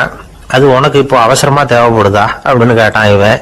எனக்கு தேவைப்படல, அந்த கொடையை நான் யாருகிட்ட வாங்கியிருந்தேனோ அவனுக்கு இப்போ அது அவசரமா தேவைப்படுது அப்படின்னு நானும் அந்த ஆள். ஒரு ஊர்ல ஒரு புகழ்பெற்ற பத்திரிகையாளர் இருந்தார். அவர் ஒரு நாள் திடீர்னு இறந்து போயிட்டார். அதுக்கப்புறம் நேரா சொர்க்கத்துக்கு போனார். சொர்க்கத்தின் வாசல்ல நின்றுகிட்டு இருந்த ஒருத்தர் அவரை தடுத்தார். இத பாரு, ஏற்கனவே இங்க 12 பத்திரிகையாளர்கள் இருக்கிறாங்க, அவங்களுக்கே இங்க வேலை இல்லை. அதுக்கு என்ன காரணம்னா, சொர்க்கத்துல திடுக்கிடும் செய்திகள்லாம் ஒன்றும் கிடையாது. அப்படி என்ன இருக்க போகுதுங்க, இங்க எல்லாம் அது ஒழுங்கா நடந்துகிட்டு இருக்கோம். எல்லாம் ஒழுங்கா நடந்தா பத்திரிகைகளுக்கு சுவாரஸ்யமான கொலை கொள்ளை தீ வைப்பு இது மாதிரி எதுவும் இங்க இல்லை. ஏற்கனவே இங்க இருக்கிறவங்க எல்லாரும் மரத்தடியில் உட்காந்துக்கிட்டு தியானம் பண்ணிட்டு இருக்கிறாங்க. அந்த ஒரே செய்தி தான் தினமும் இங்க வந்துகிட்டு இருக்குது. அதை படிக்கிறதுக்கே இங்க ஆள் கிடையாது. அதனால நான் என்ன சொல்றேன்னா, நீ பேசாம நரகத்துக்கே போயிடு. அங்க எவ்வளவோ நிகழ்ச்சிகள் நடந்துகிட்டு இருக்கு. அங்கதான் அதிகமான பத்திரிகையாளர்கள் தேவைப்படுறாங்க. அங்க உனக்கு நிறைய வேலை இருக்கும். அதை செய்யறதில்ல, நீயும் மகிழ்ச்சியா இருக்கலாம் அப்படின்னு சொன்னாராம். அங்க அந்த சொர்க்கத்தின் வாசல்ல நின்றுகிட்டு இருந்தவர். இந்த பத்திரிகையாளர் அங்கேயே நின்று கொஞ்சம் யோசனை பண்ணார். இவருக்கு சொர்க்கத்திலே இருக்கணும்னு தான் ஆசை. அதனால மெதுவா அவர்கிட்ட பேசினாராம். ஐயா, என்ன ஒரு 24 மணி நேரம் இங்க உள்ள இருக்கிறதுக்கு அனுமதி கொடுங்க. இங்க இருக்கிற பல பத்திரிகையாளர்களை எனக்கு தெரியும். அவங்கள சில பேரை சமாதானப்படுத்தி மெதுவா பேசி நரகத்துக்கு அனுப்பி வச்சுடுறேன். நான் இங்க இருந்துக்கிறேன். உங்க கணக்குப்படி 12 பேருக்கு மேல இங்க தாண்டாது, அப்படி பாத்துக்கிறேன் அப்படின்னாராம். அவரும் யோசனை பண்ணி பார்த்துட்டு, சரி அப்படியே உனக்கு அனுமதி கொடுக்குறேன், ஆனா ஒரு விஷயம், 24 மணி நேரம் தான் அனுமதி, அதுக்குள்ள எல்லாம் நடக்கணும் அப்படின்னு இருக்காரு. சரின்னு சொல்லிவிட்டு இந்த பத்திரிகையாளர் உள்ள போனார். யோசனை பண்ணார். திட்டம் போட்டு ஒரு பொருளையை கிளப்பி விட்டார். சக பத்திரிகையாளர்கள் எல்லாம் கூப்பிட்டு சொன்னாராம், இந்த பாருங்க, நரகத்துல ஒரு பெரிய தினசரி பேப்பரை கொண்டுகிட்டு வர்றதுக்காக திட்டம் போட்டுக்கிட்டு இருக்காங்க. அதுக்கு பல அதிகாரிகள் தேவைப்படுறாங்க. நிறைய சம்பளம் கிடைக்கும். யார் யாரெல்லாம் நரகத்துக்கு போக ஆசைப்படுறாங்களோ அவங்க எல்லாம் போகலாம் அப்படின்னு ஒரு பொருளையை கிளப்பி விட்டார். 24 மணி நேரம் கழிச்சு வாசல் பக்கம் போனார். அங்க இருந்தவர்கிட்ட எத்தனை பேர் வெளியேறினாங்கன்னு விசாரிச்சாராம். அப்போ அவர் இவரை, நீ வெளியே போகக்கூடாது, முதல்ல உள்ளதான் இருக்கணும் அப்படின்னு தடுத்தாராம். அப்புறம் சொன்னாராம், நீ சொன்ன செய்தியை கேட்டதும் இங்க இருந்த எல்லா பத்திரிகையாளர்களுமே நரகத்துக்கு போயிட்டாங்கப்பா, உள்ள யாருமே இல்லை, அதனால நீ உள்ளே இருக்கலாம் அப்படின்னாராம். இதை கேட்டதும் இந்த பத்திரிகையாளரே குழம்பி போயிட்டார். ஒருவேளை உண்மையிலேயே நரகத்துல புதுசா பத்திரிகை ஏதாவது ஆரம்பிக்க போறாங்களோ அப்படின்னு அவரே நினைக்க ஆரம்பிச்சிட்டாராம். அப்புறம் சொன்னாராம், ஐயா என்னை விட்டுருங்க, நான் நரகத்துக்கே போயிடுறேன், அங்க ஏதோ விசேஷம் இருக்கணும் அப்படின்னாராம். இல்லைன்னா இத்தனை பேரும் ஒட்டுமொத்தமா அங்க போறதுக்கு சான்ஸே இல்லை, என்ன தடுக்காதீங்கன்னு கெஞ்ச ஆரம்பிச்சுட்டாராம். மற்றவங்க நம்பணுங்கிறதுக்காக ஒரு பொருளையை கிளப்பி விட்டார். கடைசியில தானே அந்த பொருளைக்கு ஆளாயிட்டார். அதாவது பிறரை ஏமாற்றிய அவரது மனம் கடைசியில் அவரையே ஏமாத்த ஆரம்பிச்சுட்டு பாருங்க. நீங்க இப்படி அடுத்தவங்களை ஏமாத்துறதுக்கு உங்க மனசை பழக்கப்படுத்துறீங்க, ஆனா கடைசியில் அதனால நீங்களே ஏமாற்றப்படுகிறீர்கள் அப்படிங்கிறது பெரியவர்களுடைய புத்திமதி. அதனால உங்க மனசுகிட்ட ரொம்ப எச்சரிக்கையா இருங்கோ அப்படிங்கிறாங்க. நம்ம ஆளுங்க அங்க போய் என்ன சொல்லுவாங்கன்னா, இந்த மாதிரி அங்க போகாத இங்க போகாதன்னு பயமுறுத்துறது உண்டு. சில பேர் அங்க பேய் இருக்குது, பிசாசு இருக்கு அப்படின்னு பொருளைய கிளப்பி விடுறது உண்டு. இருட்டு நேரம் காட்டு வழியா ஒருத்தன் போயிட்டு இருக்கிறான். அங்க பேய் பிசாசு நடமாட்டம் இருக்கிறதாக வதந்தி. இவன் பயந்துகிட்டே வேகமா போறான். காடு முடிஞ்சு மெயின் ரோட்டுக்கு வந்து சேர்ந்தான். அப்பாடா, ஒரு பஸ் நின்றுட்டு இருக்கு தனியா, இருட்டுல லேசா தெரிஞ்சது. ஓடி போய் ஏறி உள்ள உட்காந்துக்கிட்டான். பயந்துகிட்டே போனவன் அப்புறம் தான் தெரியுது உள்ள யாருமே இல்லை, டிரைவரும் இல்லை, கண்டக்டரும் இல்லை, வேற யாரும் இல்லை. இவனுக்கு பேய் பயம் அதிகமா கூட்டுது. ஏன்னா நடு ராத்திரி. இந்த நேரம் பார்த்து அந்த பஸ் தானே நகர ஆரம்பிச்சுதான். இவனுக்கு இன்னும் பயம் அதிகமா கூட்டுது. ஏன்னா டிரைவர் சீட்டு காலியா இருக்கு, பஸ் நகருது.